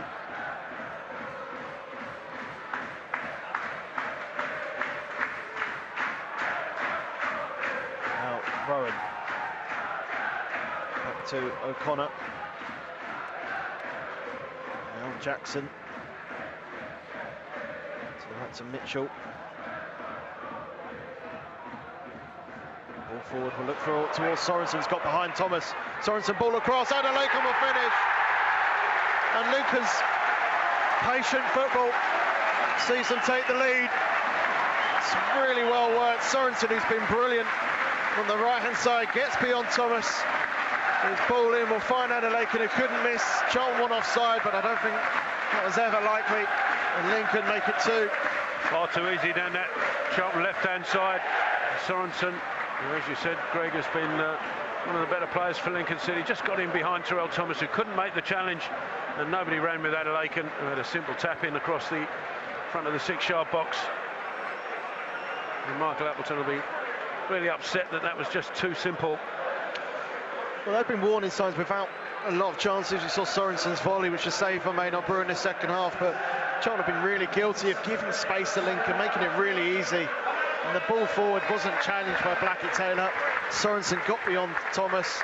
No one tracked Adelaken, and again, it's the Charlton defending that we have seen at times this season. What are they doing with the Addicts? 2-1 behind now. Look to respond as a Simway. Forward towards Tyrese Campbell, and loses out. And does well to get back, but loses possession, and Charlton immediately have looked to their bench, and it looks like Misha Kamara might be coming on. They need a bit of energy, they need a spark, Charlton. Yeah, well, it's certainly worked in the past, and so far for Michael Appleton that his substitutions have made a difference. He'll need for that to happen again. I'm sure he'd love to have Chukwuemeka to bring on, but Charlton's bench is still incredibly strong. Maynard Brewer's ball forward, headed away by O'Connor, and there's Adelaken again in space. Charlton really have allowed him, who's not an out-and-out striker, far too much To be fair, he's not alone across that front three. Sorensen, Adelaken, and even Smith have all seemed to have been able to find space in front of us and then turn and go at us and get balls in behind us. Terrell Thomas, possession left-hand side, and ran out of room. A loss of concentration with the ball, and the ball goes out of play for a Lincoln throw. Thrown forward, Thomas wins that header. Out of play again for another Lincoln throw.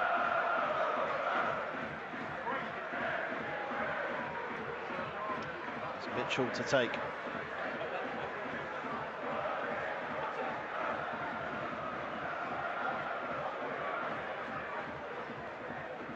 Thomas with the header, it goes back out of play, and Lincoln gain another 10 yards or so. And Sorensen, who played right wing back at the weekend, now playing a little bit further forwards this evening, giving that bit more licence. Kamara is about to come on for Charlton. Won't see who will be introduced for. As the throw comes in from Adelaken, O'Connor picks it up in space, can go back out to Adelaken. Charlton really slow to react as the ball comes in the penalty area. Header forward by Mitchell, can go anywhere, and Maynard Brewer gathers and rolls it out immediately to May. May Thomas Campbell down the line, but he ran into an offside position, and Lincoln do superbly well to get bodies back. Jones out to the left to Thomas. Inside to Fraser. Finds Dobson, returns. It's good work from Mitchell to intercept and bring the ball forward now. Lincoln with everyone back, so no real options, and Mitchell still allowed to turn and find Sorensen. He's been outstanding for Lincoln on the right-hand side. Ball in, cuts out by Thomas, but it will be a Lincoln throw, and Charlton will look for the bench for inspiration, and Kamara is about to come on. He's going to replace Miles Lieburn, so you might see Alfie May go up top. Kamara will just come into the middle of midfield. Yeah, it just hasn't worked for Miles this evening. Well, I did say he was going to have a frustrating night in prospect ahead of him with the three centre-halves, and he's struggled to get into the game, really. Kamara will add a little bit of steel to the midfield that has been outnumbered at times. Well, and also maybe a route to go forward, which we seem to have run out of options. Adelaken with the throw, that one's not gone as far as he'd like, and Fraser can clear it away. I think it hit his head on the way through. Sorensen with the ball forward. As a foul throw, I don't know what does, to be honest. Ball will find Hector, That's looks a good over the ball. top towards Alfie May. It's a lovely ball. May needs support. He's got it from Asimwe. No Charlton player in the box at the moment. It's Asimwe. Out right to May. Forward to Asimwe. It's a lovely 1-2. Alfie May again will go for goal, blocked by Jackson. The ball will come out to George Dobson. Out to the left to Terrell Thomas. This is Dobson again. Switch of play to Tyrese Campbell. It's a heavy control that lets him down. And Rowan gets back. He's had a good game as well for Lincoln. Smith challenge was important by Hector. Ball goes out of play for a Lincoln throw, but I was saying about it not really working for Miles Lieburn, it hasn't really for Tyrese Campbell either. Charlton need to get a bit of intensity about their play. And they've been really soft in the challenges. Losing the ball far too easily in promising positions. The throw comes in, Rome up towards Adelaide, cleared away by Hector. Now Fraser will go back to Jones, but it's slightly wayward. It's Hector. And to the right to Asimwe. Looks forward towards Tyrese Campbell. Very nearly well timed that pass, and Rowan he's had a good display on that left-hand side, cuts it out. So Asimwe to Fraser, and now Hector looks to switch the play towards Blackett-Taylor. Burrows heads behind him, not knowing where Blackett-Taylor was, and it results in a Charlton corner. That was an excellent ball looking for Blackett-Taylor. I do wonder if Charlton maybe can count on the fact that I mean, Lincoln have put a real shift in. They play 5 at the back, and then the 2 wide players bomb forward at every given opportunity. Well, that'll take its toll after a while, you expect. So maybe Charlton, I'm clutching at straws here, obviously, can just capitalise on that further into the game. Fraser with the corner towards the near post. Terrell Thomas trying to get there, and it's headed away. It was a good corner. There's a Simway out to the right to Dobson. Dobson looks to cross it in. Jensen reads it all the way. And the lack of quality is really just Charlton down at the moment. Still a lot of time in this match. Still a lot of time in this match, and we've seen Charlton come back from behind a few times in Michael Appleton's reign so far. Blackpool the most noticeable, 2-0 down, but it's been the case a couple of times, and Charlton know they have the firepower to easily get back in this game. Jensen goes long, headed away by Terrell Thomas. Kamara controls, does well to find a Simway. Right to Tyrese Campbell. Down the line to a Simway, do well to keep that in and can't do so. There was an easier ball inside to Kamara that wasn't spotted. And Campbell's just losing a bit of confidence that he had in that first half.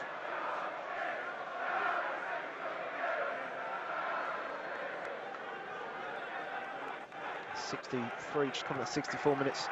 Oh, sorry, 64.5 minutes play, should I say now. Lincoln 2, Charlton 1.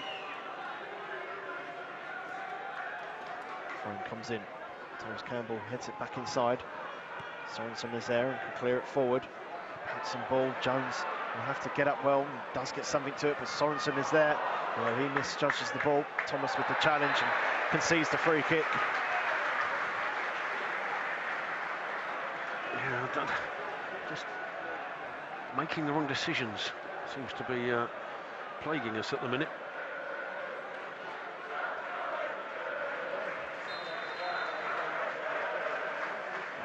Michael Appleton has shown a lot of frustration. I've not really seen it in his Charlton tenure so far in the dugout. He's clearly not happy with a number of things in his Charlton performance in the second half. As Adelaide with the free kick. It's a deep one, and Maynoborough will go up to collect. There's an offside flag as well, but the referee will allow play to continue. Maynoborough can throw out to Thomas. And Dobson out to the left to Blackett-Taylor. Inside to Dobson. Find Jones. To his right is Hector. Across to a Simway. Campbell down the line. A Simway will find Tyrese Campbell in space for Charlton. Ball looking towards Fraser, headed up in the air. And as far as the Simway could control. Out to the right to Campbell again. Ball inside to Fraser as they look for the 1-2. Campbell trying to get to the ball. He does so for Charlton.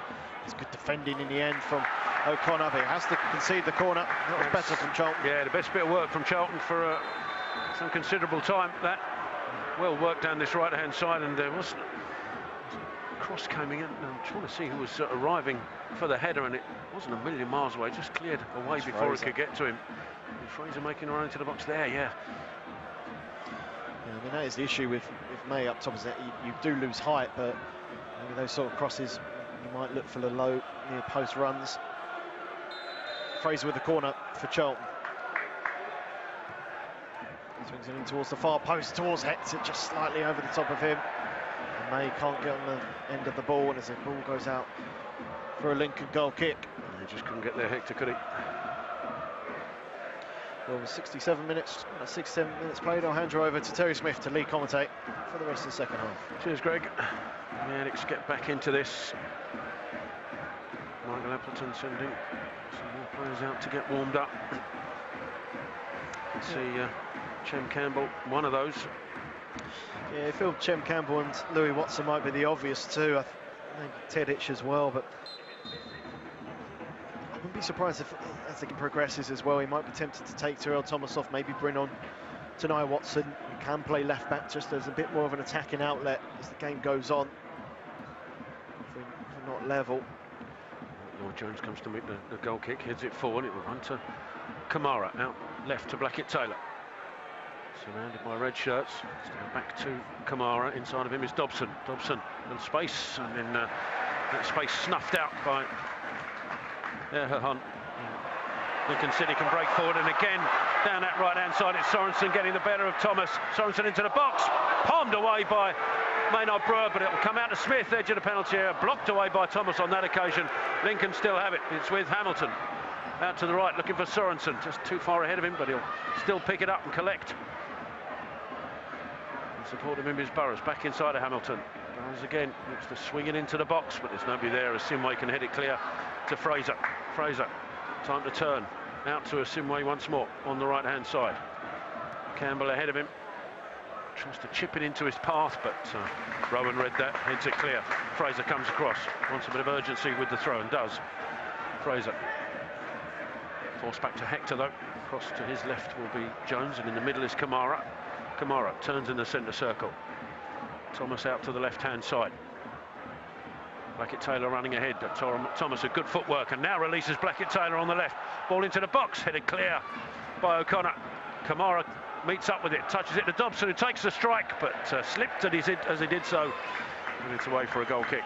Yeah, and he had options to the right tail. He had so much space, he could have controlled that and brought it forward. But looking back to that Lincoln chance, and it was a chance. Sorensen beats Thomas for pace. And he gets his head up early and may have spotted Adelaide to his left. It did have two bodies in front of him, so it would have taken a good pass, but goes for goal, and it's straight up Maynard Brewer. And those are the moments Lincoln really have to take, especially with Charlton's attacking options. Adelaide loses out to Dobson, who then just can't keep the ball in play. It's away for a Lincoln City throw. Good work from the Charlton captain. Just ran out of room on that left-hand side as Lincoln prepared to make their substitution. Hamilton has it for Lincoln, goes backwards to Jackson. Sends it long, drills it forward. In fact, Jones behind it, heads it back from where it came. Hamilton again gets his head to it. He can't steer it to Sorensen. It'll go out for a Charlton throw on our left-hand side. It's Vale who's coming on for Lincoln City. Yeah, we've got a couple of stoppages in the last 5 minutes. The Lincoln fan just threw the ball away there. We saw an injury that wasn't treated for. Now a player coming on, you hope that these minutes are added because Charlton might need them as the game progresses. Yeah, Charlton take the throw and back to Maynard Brewer, swings it across to a Simway on this right-hand side. He cuts inside now, he's got Dobson in support. Dobson just jinks past his man and tees up Fraser ahead of him. Fraser still on the right-hand side, Campbell ahead of him, cuts inside his man. Lifts the ball into the box, looking for Kamara, deflects away to Fraser. Fraser gets the shot away. Did that take a deflection? Yes, it did. It's a corner to Charlton. Yeah, suddenly Charlton's intensity starting to slowly creep up now, Tel. 70 minutes now. You see Lincoln might drop one or two bodies back. They're going to make a change now. This is really where you want to see your attacking players getting more into the game. Fraser in those positions can be dangerous. Let's see Blackett-Taylor on the ball a little bit more. Try and isolate him with the right wing back. Well, centre-half, they've dragged out that side. Charlton corner on the left. Swung into the box. Jones meets it, gets his head there, but straight down the throat of Lucas Jensen. And on the flip side, you've got to be wary of the counter-attack because Sorensen, straight away when the goalkeeper collected that, was on a run. And how we didn't spot him, I've no idea. Yeah, Sorensen was in acres of space down their right-hand side, the Charlton left. Not spotted. I see another Charlton change, or maybe two, coming up. I'm not sure who yet, but Stephen Henderson's just handing a piece of paper to the fourth official. Well, a little bit of panic setting in from Lincoln City. They put the ball out of play. It does allow them to make the change, however. I'm not entirely sure that's what they were planning. But, two-goal scorer Adam Lakin is the man making way. Coming on will be Jack Vale. On loan from Blackburn, Welshman. Also a forward, so a like-for-like change. It looks like Chem Campbell would be the one coming on for Charlton shortly. I think Louis Watson might be the other. I see another change. Yeah, I think it is Louis Watson. So double change coming up for Charlton. Will work the ball into the centre, and Jones with Vale trying to close him down. Just gets the ball away to Kamara.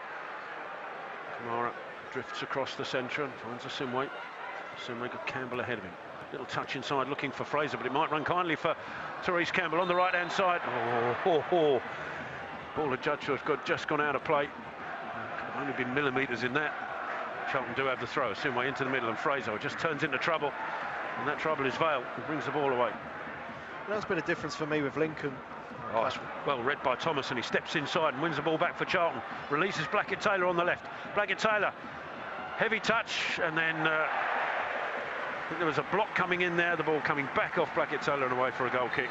I was going to say, the difference with Lincoln as well is because they haven't played with an out-and-out striker. Whoever has been playing up top, whether that be Adelaide or now Vale, will drop in defensively. They're happy to do that. They know they're not an out-and-out striker. They've got to work harder in midfield, and it's just outnumbered us a lot of times in the final third. Trace Campbell is coming off. Chem Campbell coming on. Louis Watson will be the other change. It will be for Scott Fraser. Well, it's two players who've got the ability to make a difference. Campbell's been a little bit unlucky not to see many minutes under Michael Appleton since he's come in. When he first joined, he looked really lively and looked a bit like a creator. He's going to, like for like, replace Tyrese Campbell on the right-hand side. Louis Watson will play a bit more box-to-box. Kamara still looks like the furthest midfielder out of Dobson, Watson and himself. Lincoln launch it forward, and it might run kindly for Smith. In the way is Jones.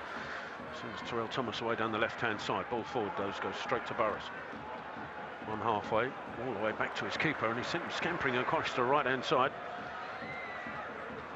He launches it forward. Again, Jones something. I know he was just impeded by Vale there as he went to head the ball. The referee agrees. Charlton will have a free kick halfway inside the Addicts half. Taken quickly across to Hector.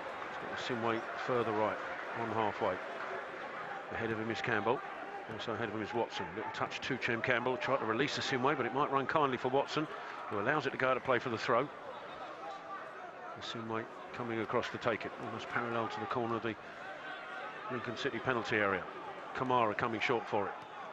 Finish Kamara back to a Simway. Has to go backwards. Every Lincoln player behind the ball. As Hector goes across into the centre circle, and Jones. Blackett-Taylor wants it on the left, but he's being marshalled at the minute. Jones down the middle through to Watson. Back to Dobson. Now releases Blackett-Taylor on the left-hand side. Looking to take on Burrows. Does so on the left. Can he get past Mitchell, who comes across? No, but still Blackett-Taylor has possession. And, deflected back to Thomas. Inside it comes to Watson. Just turns away from trouble. Blackett-Taylor stayed down from that last challenge, and he's off the pitch. As Kamara has it on the left-hand side for Charlton. As Blackett-Taylor moves into the playing surface, which is why you see the boos there, and in the process of that, Hamilton drops Louis Watson to the floor. Charlton have a free kick. I think they've defended Blackett-Taylor really well. What I've noticed, when you do get the ball out wide to Blackett-Taylor, he'll be one-on-one against the right wing-back Burrows, but then Mitchell, the right-sided centre-half of the back three, will just run across and double up. So Blackett-Taylor thinks he's beaten Burrows for pace, and there's Mitchell just to stop him. Well, the referee's completely ignoring Blackett-Taylor, who's down on the left-hand side. He's in the playing surface. Whilst he moved into the playing surface on his own accord, he's certainly not getting up. And this is where Charlton need to perhaps improve as a team. You know, I think sometimes there's an over-reliance on Blackett-Taylor, hoping he'll beat a man. Well, Corey Blackett-Taylor's on his feet, not moving very freely, but Charlton have this free kick. Watson lifts it into the penalty area, headed away. Back to Watson. Little control, lovely ball into Hector. Watson gets it back, and his shot deflected away and straight to Sorensen on the Lincoln City left-hand side, being pursued by Dobson, who can't catch up with him. Still Sorensen, corner of the penalty area. He's got an overlap one side, cuts in on his right foot, gets the shot away. Maynard Brewer makes the save, and the shot goes into the side netting, as every Lincoln fan on this side of the pitch thought it had gone in. Well, this Charlton commentator falling in as well, Tel. Maynard Brewer with a good save. He's unlucky because he pushes it wide, just falls to a Lincoln man who should score. It's Burrows again. He's missed one or two brilliant chances. It's Sorensen. Everything Lincoln have created has come through Sorensen. Charlton just haven't dealt with his pace. And he's back in possession again as Charlton failed to clear it. He tries to lift it down the left-hand side to Rowan. Chem Campbell does well to come back and deal with that. Trying to turn away from Burrows, does so on the first occasion, and then Simway thought he was fouled by Smith. Referee says no, and Vale has it now for Lincoln, and it deflects into the path of Burrows, who finishes. Rowan, rather, who finishes. That came from Simway thinking he was fouled, and then getting a block in. The deflection fell really kindly for Rowan. Campbell did really well initially to come back and snuff out the attempted run forward by Rowan. Put the ball out to Simway. He felt he was fouled. Referee said no. Smith it was. Teed up Vale inside. Got a tackle from Hector, and it deflects straight into the path of Rowan, who finished beyond Maynard Brewer. And it's 3-1 here. Yes, it's another catalogue of errors, really, tell that goal. Campbell turns, has time to clear the ball out, looks for the ball inside to Simways, closed down quickly, he loses footing. I don't think that's a foul. The challenge from Hector, he tries to maybe be a little bit too clever with his challenge, going with the outside of his right foot.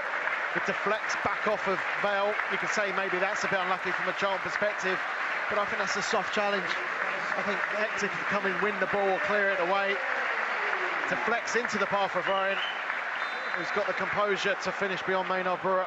In the meantime, Duffy has come on for Smith. As Charlton get the game back underway. Well, Jones has it for Charlton, across to Hector. With 12 or so minutes left of normal time. Kamara back to Dobson. Dobson, little touch right to Hector. His ball forward to Watson, tries to guide it out there to Asimwe. Asimwe send the ball forward to Campbell, but Rowan comes across, gets a header away. Excuse me. Asimwe with the throw, back to Watson.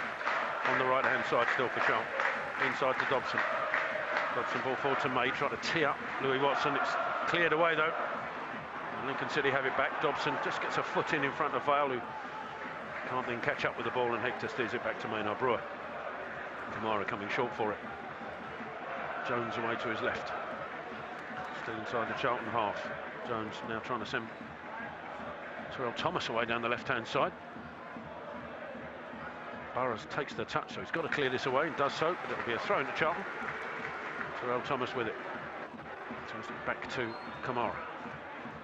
Kamara towards the penalty area, just got blocked off there. I don't think there was any attempt to play the ball there. Lincoln City have it back as Sorensen tries to send Vale through the middle, but it certainly looked like a foul to me. The referee thought otherwise. Charlton have it back on the right-hand side, Nathan Asimwe into Louis Watson. Appleton must be wondering after the first 20 minutes, if you said Lincoln were going to be 3-1 up, 10 minutes or so left in the match. Dobson trying to send Chem Campbell through the middle. He thought Rowan was going to get a block in. He took a touch on it. It's away for a throw in by the corner flag on this right-hand side. Asimwe's going to come forward to take it. Could take it another 10 yards further forward. Instead throws it back to Kamara. Asimwe has it again. Chem Campbell on that right-hand side. He's just run out of room, and he's judged to have fouled Rowan there. Or no, actually, the lines were saying he pulled him back.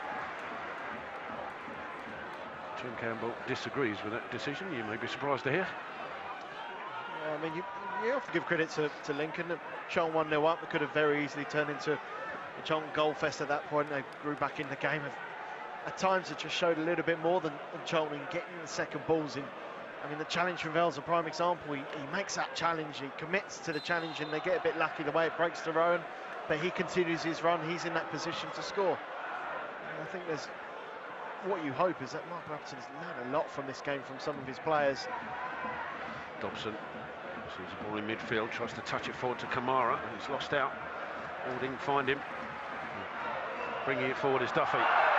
Blocked off by Simway. It's a foul, could be the first yellow card as well, actually, although referee's been reluctant to do so, which no bad thing.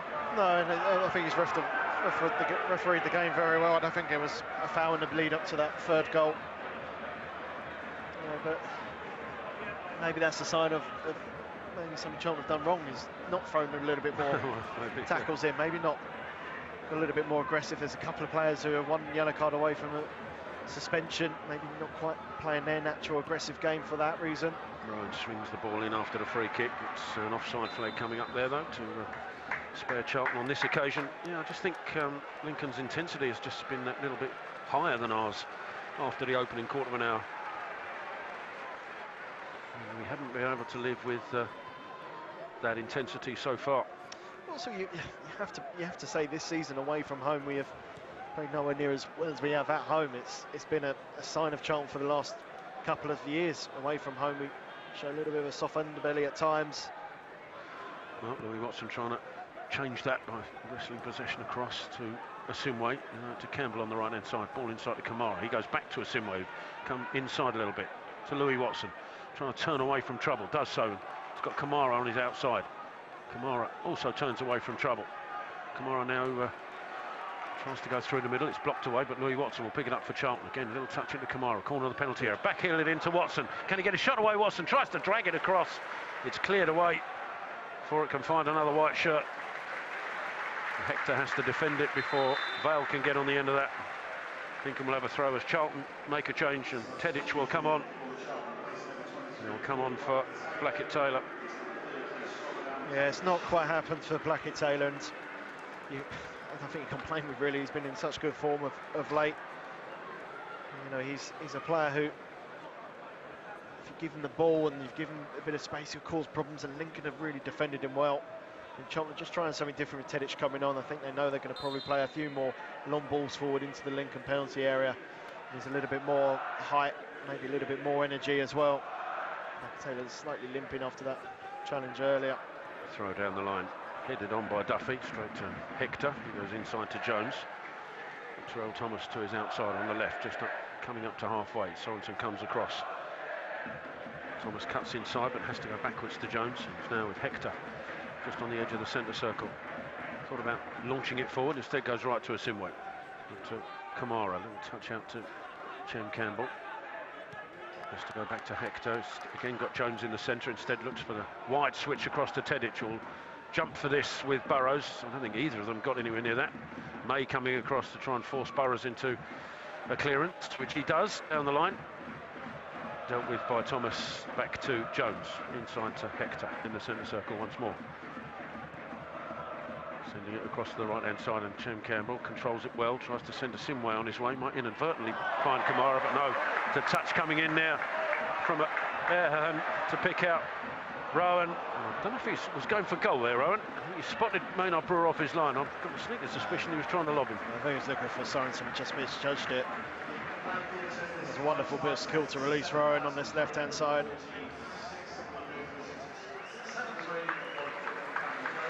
Dobson has it on the right-hand side for Charlton. Ahead of him is Campbell. He's going to go back to his skipper, George Dobson. A little bit isolated, but he's managed to find Kamara in the centre circle, who can turn away. Feeds Thomas on the left. Again, he's a little isolated. Tedic coming across now, trying to a 1-2 between the two. Thomas on the left, trying to go past his man.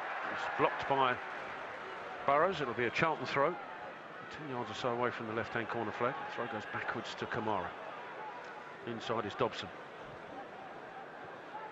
Back out to Terrell Thomas on the left. Inside of him is Louis Watson. Then a little bit of space, Louis Watson. And Thomas away on his left again. Ball into Tedic. Little tee up looking for May, and it just doesn't quite find him. The clearance though goes straight to Kamara. Out to Asimwe. To his right, May.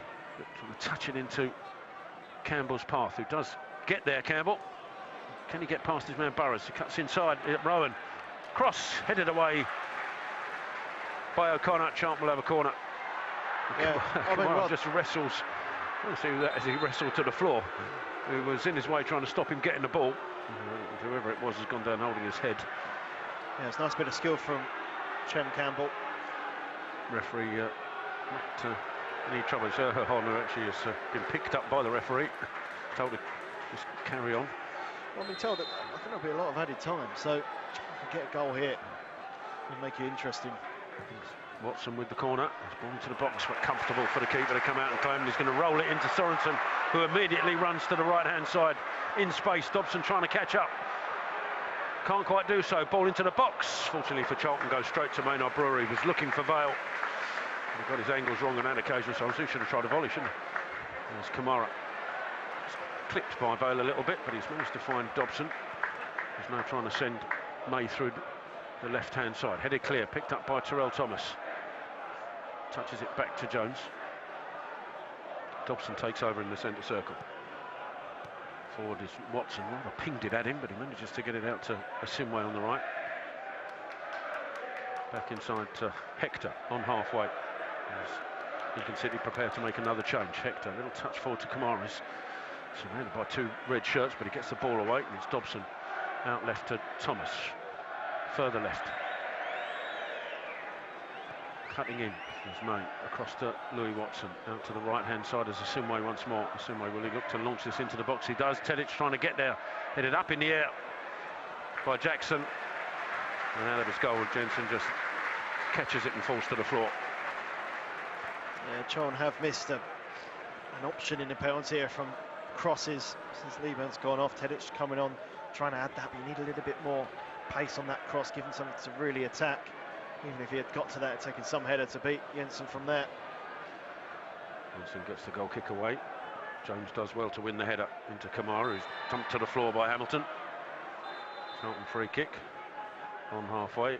And the referee wants to allow Ayoma, the substitute for Lincoln City, to come on. And coming off will be Sorensen, who's getting a standing ovation around the ground. Entirely surprising. Certainly been a standout player for the home side.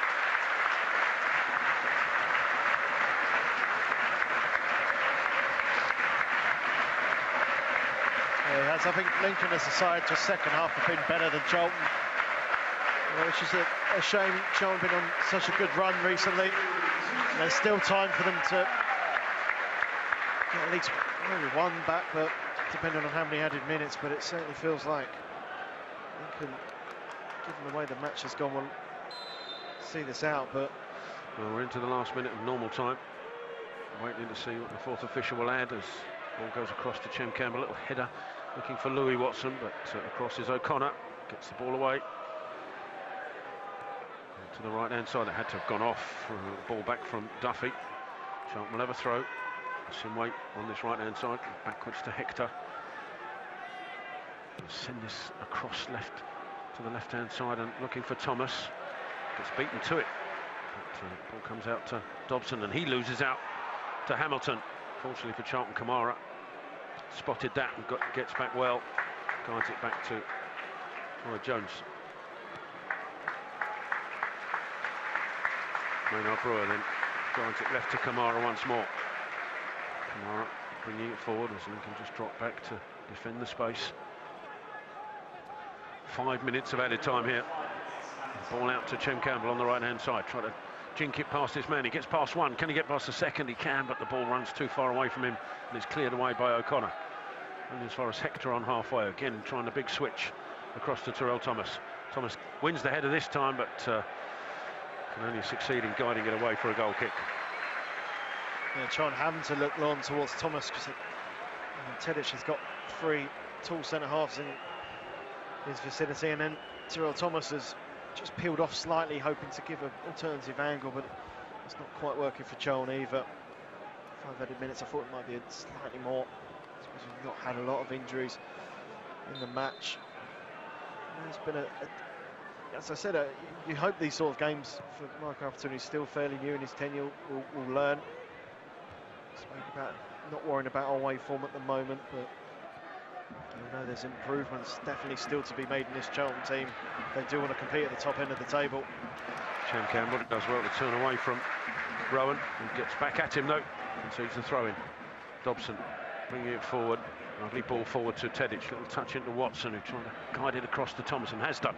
Thomas, ball across the box, there's far too much on that. Tedic the only player in there and it sails over him and almost goes out by the corner flag.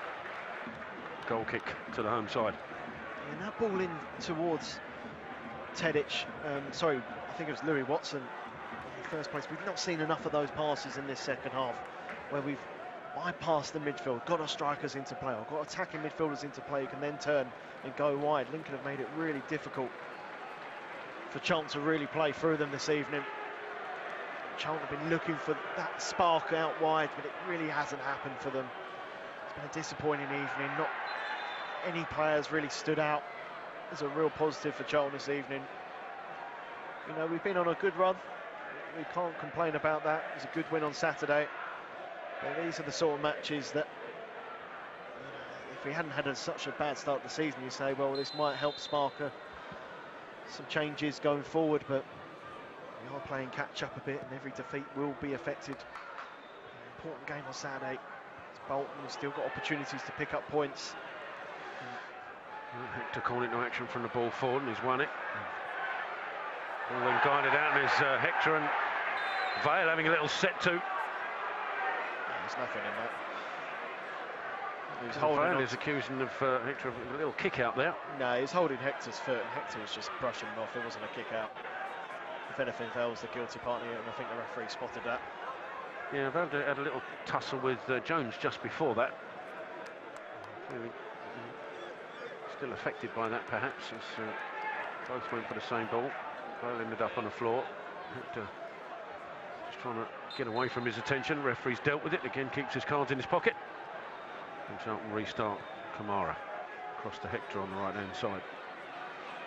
Still in the Charlton half, and drills it forward, looking for the run of Alfie May. I'm not sure he's going to be able to catch up with this. He isn't. Goes out of play for a goal kick. Yeah, as I said, there's a number of things Charlton haven't really done well after 20 minutes onwards. And I spoke so highly in the first 20 minutes about the runs off the ball was so good, with a lot of movement. The second half has felt a bit more like the Charlton of last season, where things are a bit more static. We're waiting for the ball to come to us. We're not making those runs. We're not being available. Substitutes try to make a difference. Kamara and Watson have been a little bit busy in midfield without really causing Lincoln too many problems. They send the ball into the right-hand corner. Jones comes across to guide it back to Maynard Brewer. Terrell Thomas out to the left-hand side. Ahead of him is Kamara. Goes back inside to Jones, though. We've had 4 minutes of the added 5. Hector.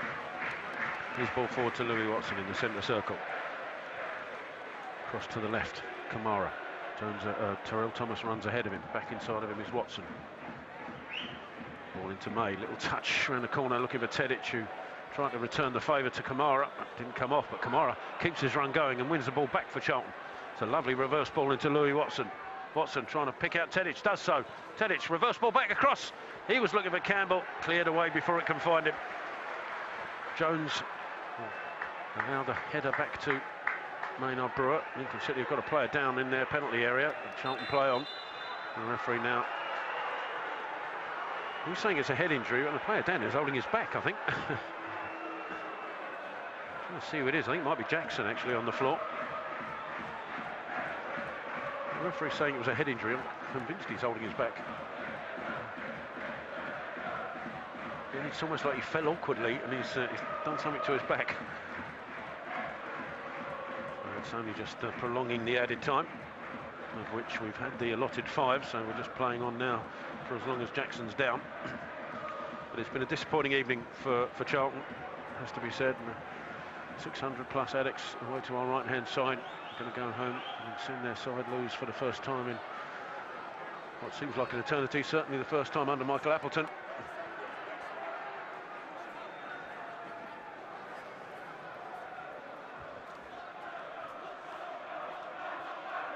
It's been flat at times.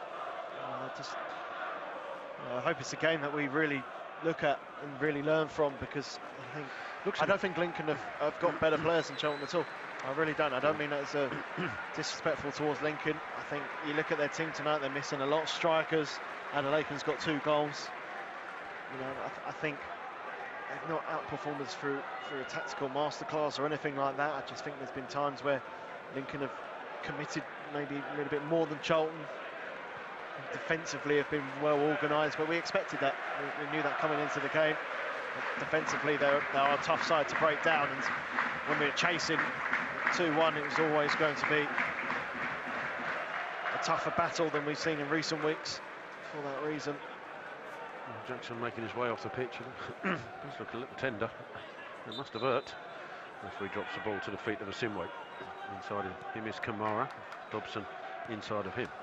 Across to Watson. It's ball taken off his toes by Vale, but a little run out to Thomas, who does really well to get into the penalty area. Might take a shot away here.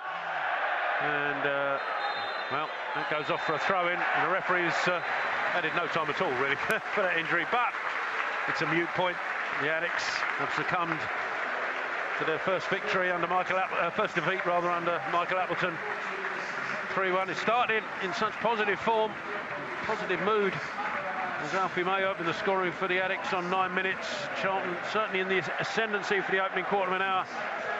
But then the game turned on its head as Alan Laken turned in the box in front of Lloyd Jones to drill the equaliser beyond Maynard Brewer.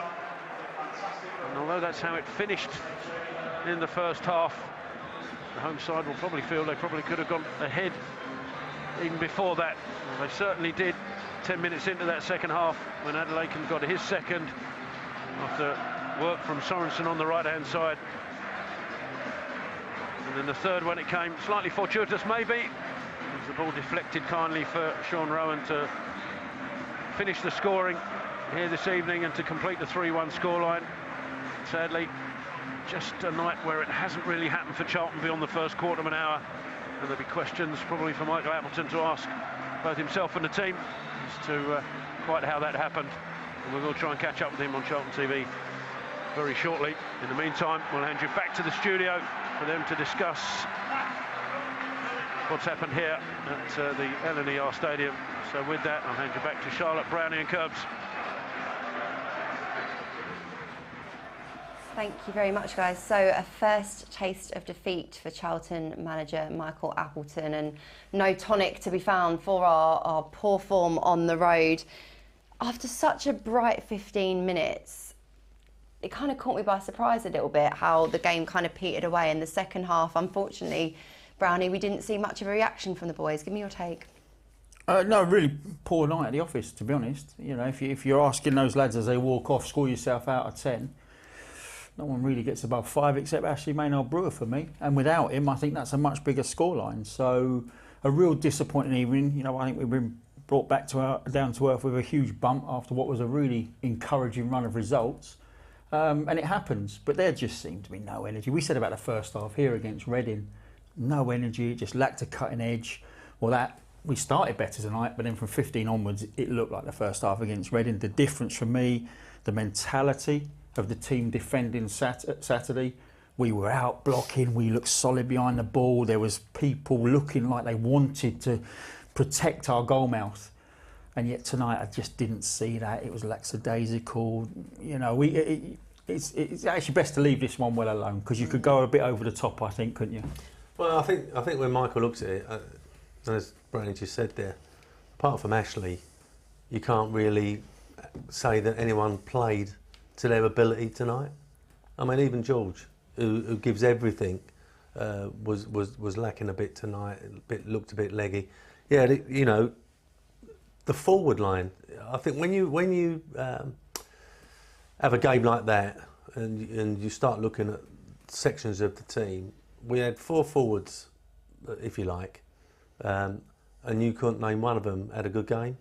Even Alfie May, apart from the goal where he's got in there, we hardly saw him. Didn't see Taylor Blackett, didn't see Miles, and you know, it was a really tough night. And to try and work out why after the first 15-20 minutes is very, very difficult. But you know, Michael will be sitting there thinking, where did that come from? That second half, where did that come from? Because although we haven't been winning on the road, I don't think it's been as soft as that. And when we analyse the goals, I know you can always pick bones and say we could have done better, but they were poor in terms of defensive mentality and urgency. They were really poor. Well, don't forget, if you want to get in touch with us here in the studio as we wait to hear from the manager, please do so. You can contact us via WhatsApp. And we've had a few messages through already, actually. And Brownie, Dave has said it looked like a tired performance. And to a certain degree, I think the point you made about a lack of energy resonates with that. We've got a little run of Saturday, Tuesday. If that was the performance on the final Tuesday, you could against almost Wigan swallow it. We've had an international break. Can't really be much of a reasoning for tonight. Depends how much of an excuse you want to make for the players. That's what that boils down to. Or do they want to stand up and be counted and hold their hands up and say we just didn't get it right tonight. We were off for whatever reason. You know that you cannot have 9 or 10 players underperforming. You simply can't. It's hard enough when you've got 2 underperforming. When you've got 9 or 10 that just aren't near the energy levels you need, they're not winning their individual battles. I mean, Lars, Messi, Ronaldo, Sorensen. I mean, he ran the game, didn't he? Yeah. So look at the energy levels. Sometimes you can't quite put your finger on what's gone wrong, and I'm sure Michael's in that mode at the moment, considering what happened here Saturday, in the second half and the first 20 minutes, if you like. I think all the players will look at themselves and not one of them can say, that was me tonight, apart from Ashley, if you like. And some, as I say, when you're struggling like that as a team, then collectively you need, we're not going to get beat, we're not going to get beat, we're going to do everything to stop us getting beat. And when we analyse some of these goals, they were so poor in terms of, I'm taking nothing away from Lincoln because they looked a tidy little outfit, weathered the first 20 minutes and got stronger as the game went on and deserved their victory, deserved their result. But when we see the goals, I think Michael, when he looks at them again, will be picking bones out of it. What's really interesting to me, I was reading the caretaker manager's notes ahead of the game, and he said, we've watched Charlton, we know what they're about. And it almost felt like that as the 90 minutes unfolded. We played and started really well. We're going to see the goal from Alfie May now, but then eventually Lincoln City got to grips. We fizzled out big time. So it was a really nice, free-flowing, attacking move. It had a lot of the outfield players involved, Brownie, and we were thinking, here we go, building on that momentum from Saturday, and Scott Fraser being really pivotal coming into the side. Yeah, I mean, if you look at that in terms of the work rate going back, the runs quality, you know, I said, you know, where is Miles in all that? I mean, we've lost the ball down the bottom channel there. It's gone up to Fraser. He's turned. Tyrese has made a run across, and Alfie is the only player in the middle of six. So thank God we hit him. But that's kind of. It wasn't as good as it got. We had 3 or 4 very good moves in the first 45 minutes. But I just thought I couldn't quite get my head around the second 45. We came out and from the first minute we looked like someone just drained us of all our energy. It had gone. We couldn't get tight. We couldn't win knockdowns. We couldn't pass particularly well. The link-up play wasn't great. But, you know, we're showing the most positive part of the game. And that was a very good goal to give us the lead. But it was about as good as it got that first 20 minutes. Well, unfortunately, as opposed to Saturday when we had plenty of Charlton goals to dissect and analyse, we have 3 from a defensive point of view to pick apart here. And Lincoln got their equaliser. Curbs, it was coming. They were knocking. Sorensen involved in pretty much everything that Lincoln did that was good tonight. Well, yeah, as we said at half-time, Jones has made a decision, he's going to go for it. And he didn't get it right. And they took full advantage. It's a great control and turn. If he gets his head on that, then we say well defended. But should he have perhaps got the other side of the forward and made him go backwards if he got a touch on it? You know, Brownie, as is the case with quite a lot of the goals tonight, we look at that key moment there, but it's the build-up play as well, where you're thinking there are moments where if it had been Saturday and the way we were defending as a unit, it wouldn't have even got to this point. Yeah, no, well, of course. I mean, it depends how far you want to go back with analysis. There's multiple mistakes normally in any build-up to a goal against, and it's just where you want to start it and where you think the most crucial point is that you shouldn't be making those mistakes. But just watching that again, I just wonder if Lloyd will think he should have stayed, because actually the guy got in front of him just at the crucial moment. But I don't know how committed he was. It's very difficult. Let him have his touch and usher him away from the goal a little bit, you know. I just know that when you're there and you see that ball leaves his foot and your brain's got to work out the flight distance and are you in a position to dive across him and win that header? And he obviously thought he was, but there was a point where he just must have caught him coming across, and at that point, does he just pull out of it, wait for his first touch and defend that? But it's too late by then. He committed to the header and he didn't make it. So. Yeah, those are the split-second decisions you've got to make when you're defending. And perhaps with the other 2 goals that we conceded, there was a little bit more of an opportunity for us to prevent. Let's have a look at when Lincoln nudged ahead. And this was, again, we had an opportunity. The ball was deep in the Lincoln half. Curbs. Yeah, but it goes inside our full-back here. But the centre-forward is in between the 2 centre-backs. And once we're in trouble, there's no response. Hector is looking at the ball and has not gone with the man. You know, once we've been opened up, once we're in trouble, then you go into defence mode, get in front of your man, don't let him get away from you. It's as if they don't even know he's there. I can't explain. I really can't. When you're a centre half and you're looking across, it's not like he's not looking. It's not like he's been caught out. You have a look now. You can watch the centre of the pitch, watch our centre halves watching the ball, goes out wide. At this point, when Sorensen makes that run and gets played in, why on earth are you 4 yards higher than their centre forward?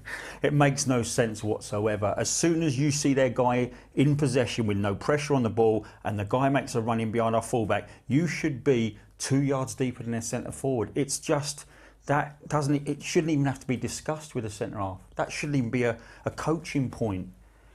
The guy's got no pressure on the ball. The guy's made a run in behind our fullback. you're deeper than their centre forward. It shouldn't even have to be a thing you have to say to a centre half. There's no press the button. This is danger. Press the button. This is danger. So we've got to get in our defence mode. Not look at the ball and not know where my centre forward is. You know. So as soon as Sorensen gets inside, and it looks like he's going to cross it. Where's me man? Where's me man? Where's me man? Oh, you know, that's what we needed on the pitch. Please. You know what I mean? No, I stopped weights 20 years ago. You know what I mean? That's a bruise. There's no. Oh, we're in big trouble here. Yeah. So get the defence mode on. And for the third goal, it's even worse. Yeah, we're just seeing that build-up play, and we're going to see. No, look now. Okay, that's not disaster, but now you're dropping. We're in trouble. You're dropping. You drop as soon as that ball leaves his foot. And in fact, you shouldn't even be square of him in the first place. You should be half a yard behind him. Okay, look at the left back and go, has he got inside you? Has he done that? Hold on, where's my man? Yeah, and we haven't even got to the no pressure on the ball on the left back. Not tight enough to even use his arm or his body to check out Sorensen. It's a great run, but it's too easy. Yeah, sorry, Curbs. Yeah. Just. Are you done talking? No, because you can. This is the problem. Yeah. You can get carried away because it does. You see things and you think. If you're struggling as a team, then the one thing you've got to try and rely on, if you ain't doing anything going the other way, is defensively.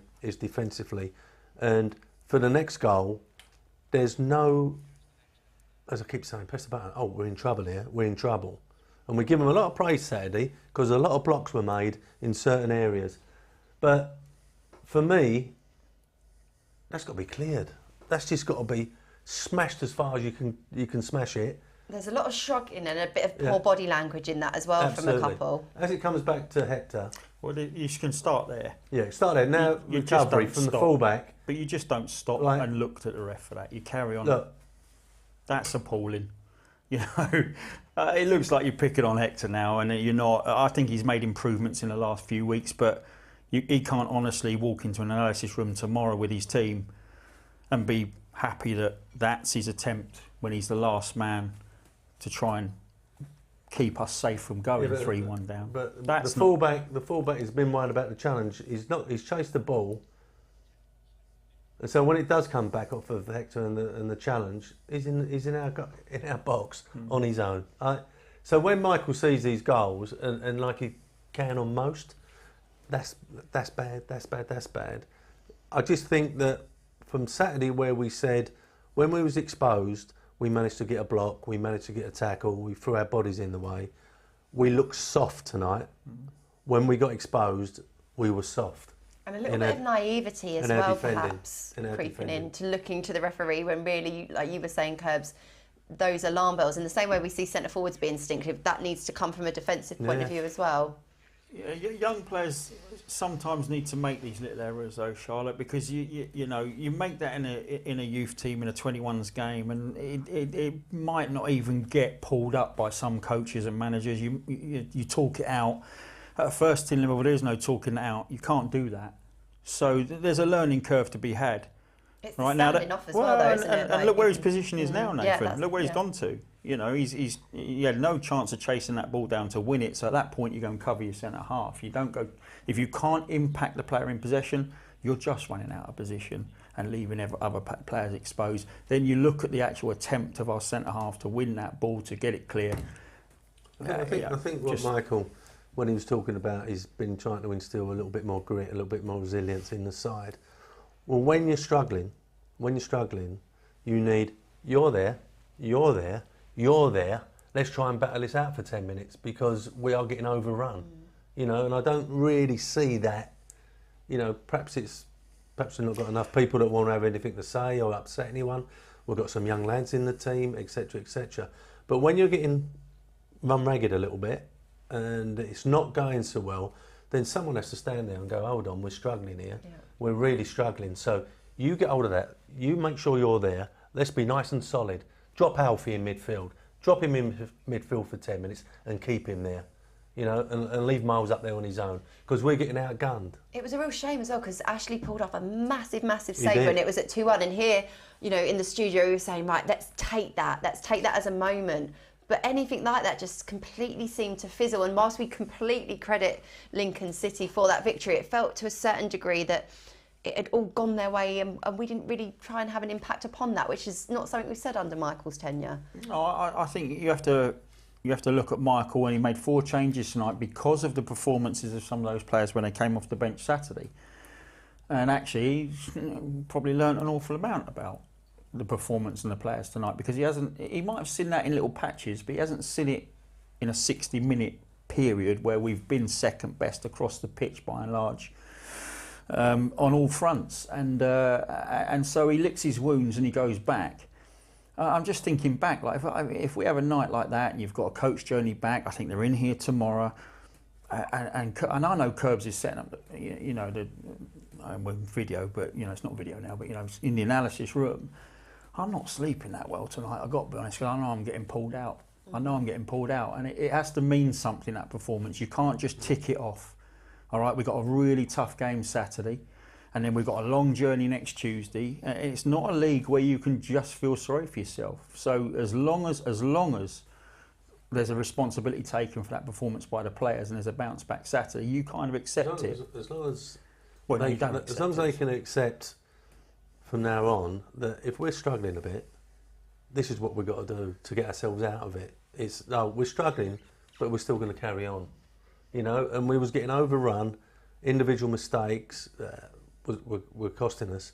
But when Michael looks at the goals again, I think same as when we scored here Saturday, Reading will be looking at it going, oh my God, look at that defending. But the last 2 goals were dreadful. They were dreadful. And if we eradicate them, then you come away with a point. We nick a point. We nick a point, and you get on the bus and go, right, why was we so poor? But we've got a point. Why was we so poor? What can we do to put it right? Well, we've had some questions come in from WhatsApp. Dan asks if Lucas Ness should be playing on Saturday. I suppose, Brownie, he's one of the players that was a real staple at the second half of last season, the beginning under Dean, who hasn't had as much game time. Do you think he might be another one that's tapping on the manager's door? It's easy to react after that, but don't forget about the previous 4 games. We'd had 2 clean sheets in 4 after only clipping 1 in 10. So it's easy to overreact. It's our job here is to analyse what we've seen tonight. The only thing I can say is that I didn't see that second half coming. I thought the warning signs were there in that last 20 minutes of the first half. I thought Lincoln could have increased their lead, taken the lead in the first half, and I thought there'd be a reaction. They won't want to come out and get outplayed like that again, and they didn't. And that's something that has to be changed for Saturday. There has to be a completely different mindset for Saturday. In terms of changing individuals just because it's gone wrong on the night, that's a difficult one because they've done okay previously. You've gone 7 without loss. I think Michael's biggest problem is where'd that come from? I've got so many players under par tonight. As we said, Ashley obviously had a really good game, but you start thinking about it, you can't change all 10. It almost makes you think, were people feeling under the weather? Literally, because I haven't seen a sort of, particularly in the second half, a performance like that where it is from literally, apart from Ashley, the whole outfield just looking so under par. Yeah, leggy and no sparkle. We was talking before the game about our front 4. We had the front 3 with Alfie May behind them. But when you start thinking about that front 4, they hardly had a touch. I was going to say, so if you take the WhatsApp question in isolation about Ness replacing one of the centre halves, you could argue, does Tedjic start up front? Yeah. Because there wasn't a lot there. You could argue, does is it Chem or Kem? Kem does Kem start? There were so many players not at it today. Does Kamara start? Yeah. So there's so many players you could say, oh, he should start. But let's just relax a little bit. It's just a really, really terrible performance on the night. Why is what they've got to analyse, and then it's Michael's decision on, I think, 1 or 2 players, because I don't think you're going to get that collective outfield 10 play that poorly again, quite like that together. But let's not take everything away from Lincoln. They thoroughly deserve that. Who started off poorly and then got better as the game went on. So you've got to give them a bit of credit. But as you're saying, when Michael gets time to sit down, probably tonight when he gets home, because he won't go to sleep, he can watch it again and go, blimey, was it as bad as I thought it was? Yeah, and we are back here tomorrow for the fans open session, which kick-starts. The doors open at 12 o'clock, and both Michael and the women's team's manager, Karen Hills, will be taking sessions out there. So if you're looking for something to do with the kids at half-time, please come down and join us. I'm just a bit sad because after Saturday, that's a really buoyant thing. But I think, like you were saying, Brownie, it is important to see the wider picture here.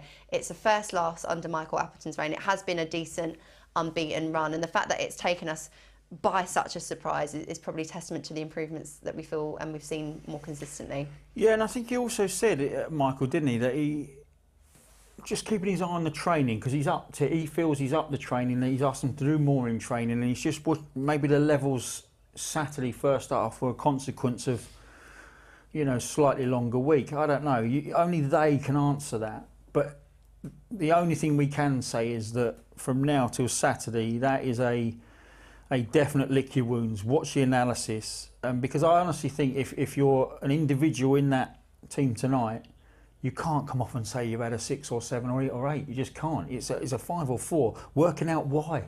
Why was I down at that level? Why didn't I have any energy? Why didn't we defend like we did Saturday? It's finding out the reasons. I'm a massive advocate of solutions, not excuses. The solutions to that performance. Well, I thought we looked like 10 individuals, you know, and when we come under pressure, you have to result back into a team, and we couldn't. We was like 10 individuals out there tonight, and you know, there was spaces and I think Lincoln just exploited everything. They could have gone and got 4 or 5 in the end. Well, on that note, one player that does deserve a lot of credit for his performance was that of Ashley Maynard-Brewer, who pulled off a range of saves to keep us in the game for long durations. We're going to see a montage of them now as we were being stretched and pulled apart in all directions, Curbs. He was our last wall of defence and gave us the opportunity to try and get back in it. Yeah, I mean, if he hadn't have played as well as he did, you know, we're talking a lot worse of a defeat. I mean, that's one straight pass takes out 4 players, one straight pass gets us in behind our defence. You know, and they pick up the rebound that comes out. You know, that clip you just showed before, 8 players in the penalty area for us. They had 3, they crossed it to their own player and he got his shot away. Again, look at the gaps. Look at the gaps. I think George's a little bit unlucky here. It's an honest attempt at tracking, but I mean, this lad was sensational on the night, to be honest with you. That's a good and even save. The follow-up as well, you know. Yeah, that's a good save. That was the one we were hoping we might use, because amongst all of the context, and perhaps why the disappointment is stinging, is because, of course, we haven't tasted defeat in a long while, but also tonight was a little bit of an opportunity to catch up with the pack as well, which is something that will probably be at the background of Michael Appleton's mind. But I am pleased to say that we can cross over to Michael Appleton now, who's going to give us his thoughts after that defeat.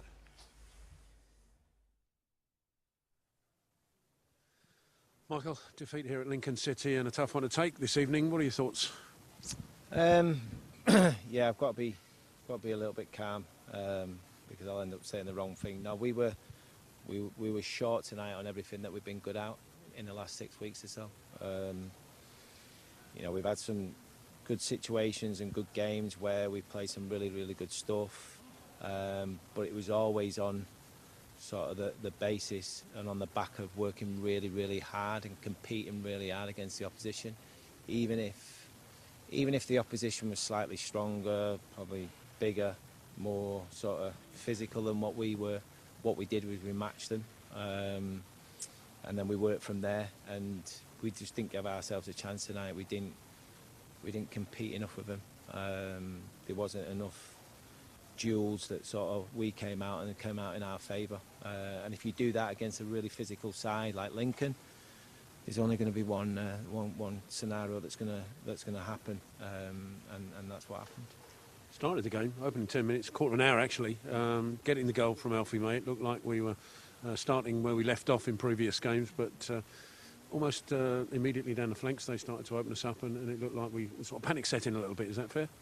Yeah, well, it's not unfair. I think a couple of things. Yeah, you're right. I think we did start okay because we started to sort of play the ball in behind them, down the side of them. Then we got caught up playing in front of them a little bit.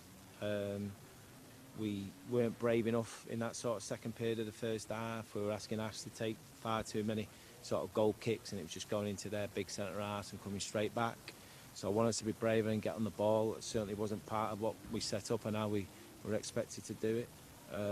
So there was a little bit of that, and I just thought there was a lot of errors in short spells, you know, so you can get away with someone making an error as long as someone helps them out. It just become a situation where 2 or 3 players were making errors and they were always after each other, which created a little bit of momentum for Lincoln. They end up playing in our half of the field rather than us playing in their half. And it was just one of those nights, even like the third goal, because we probably weren't aggressive enough and positive enough and want to pass the ball forward. You know, a little bit of a ricochet falls into the path of the full-back and he gets his goal. So lots of lessons learned. Sometimes these nights can be good for everybody, because it certainly stops people getting carried away. I think you've got to play from a platform of being able to compete with the opposition, and we didn't.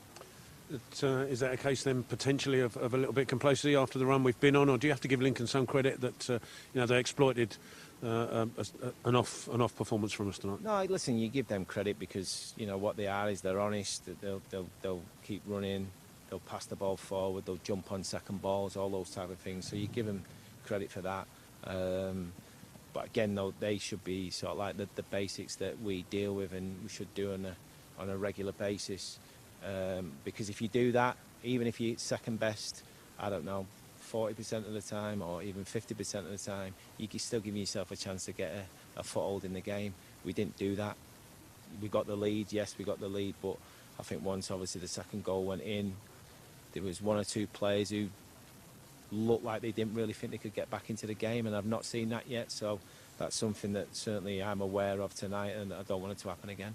And it's a case of then of you've got a week or the rest of the week to work on, because we've got Bolton at the Valley on Saturday. We didn't have a tough one, of course, with Bolton playing well at the moment. So lessons have got to be learned quickly, I guess.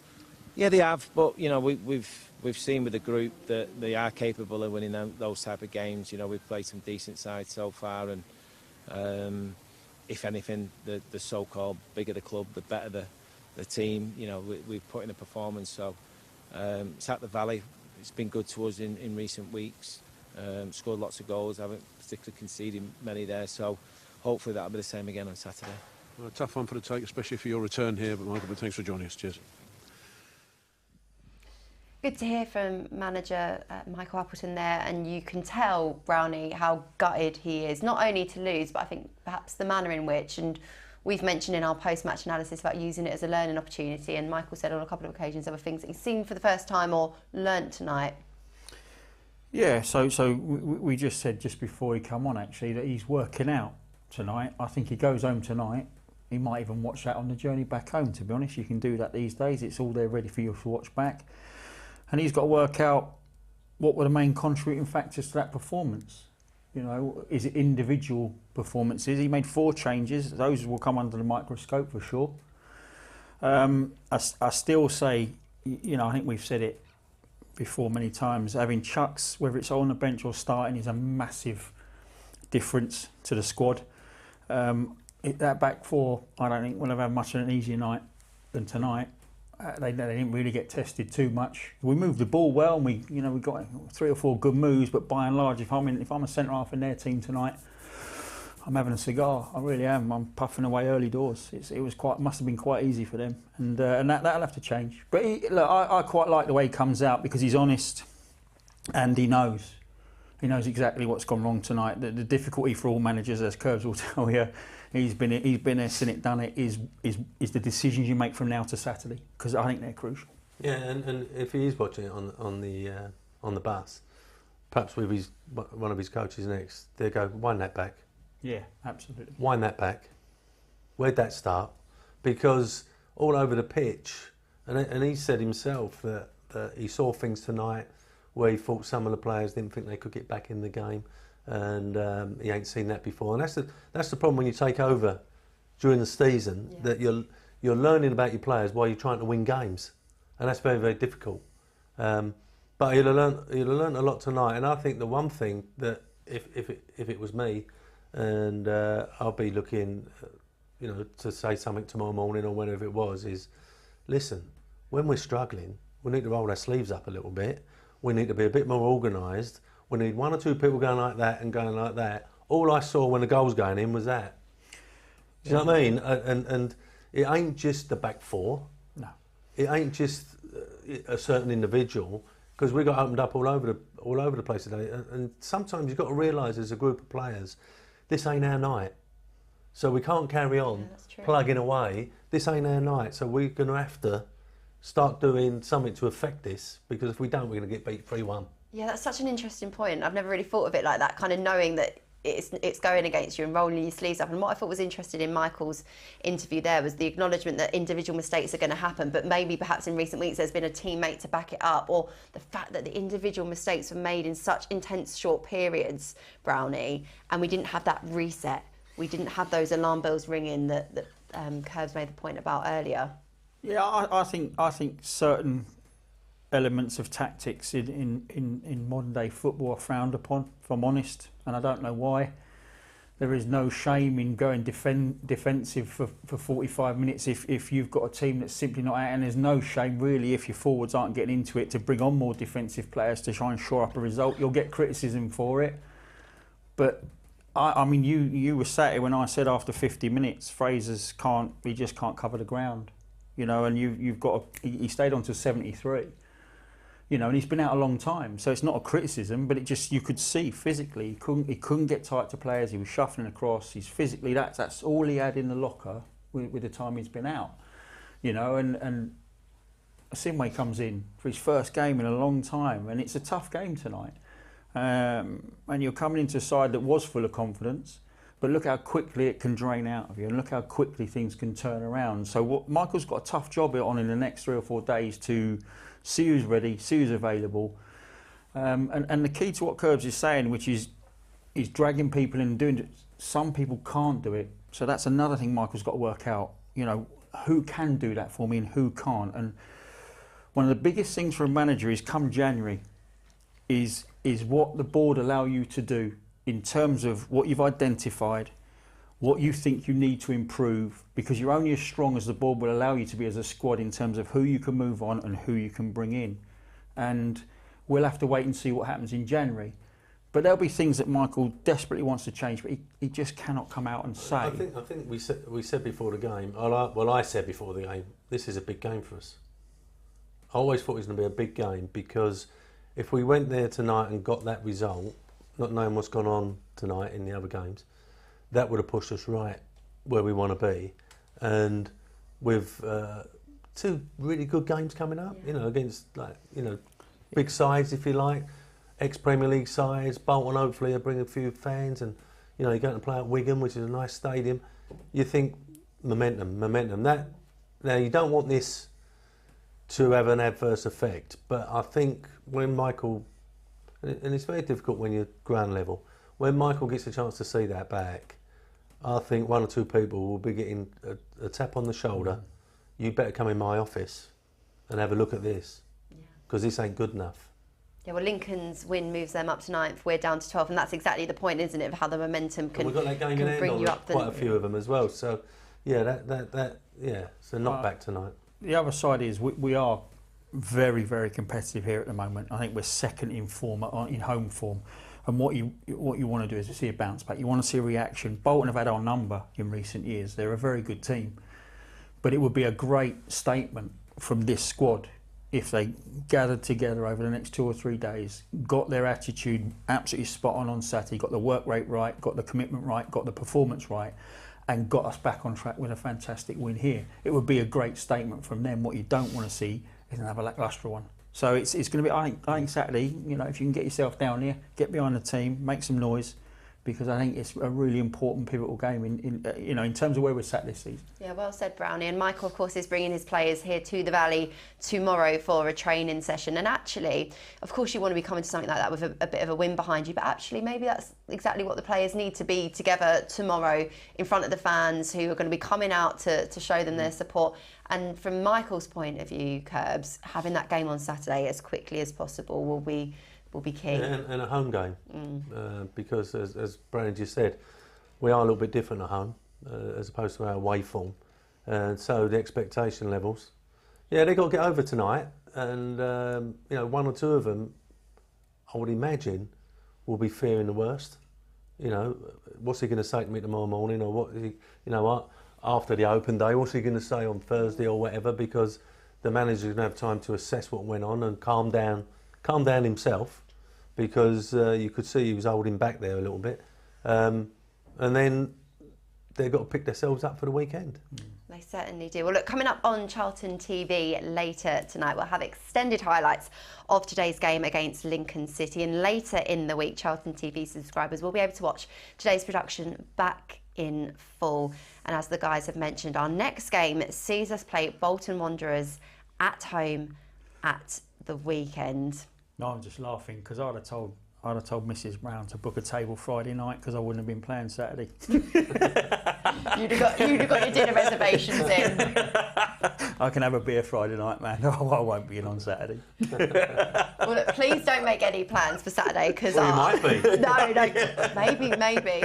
But hopefully I'll have you both in the studio alongside me for that game as well. Thank you for your company this evening. It's been a pleasure as always. So a first defeat in A, it certainly stings, doesn't it? But we have the opportunity to put it back on track on Saturday, and we hope to see you for the visit of Bolton Wanderers. Until then, goodbye.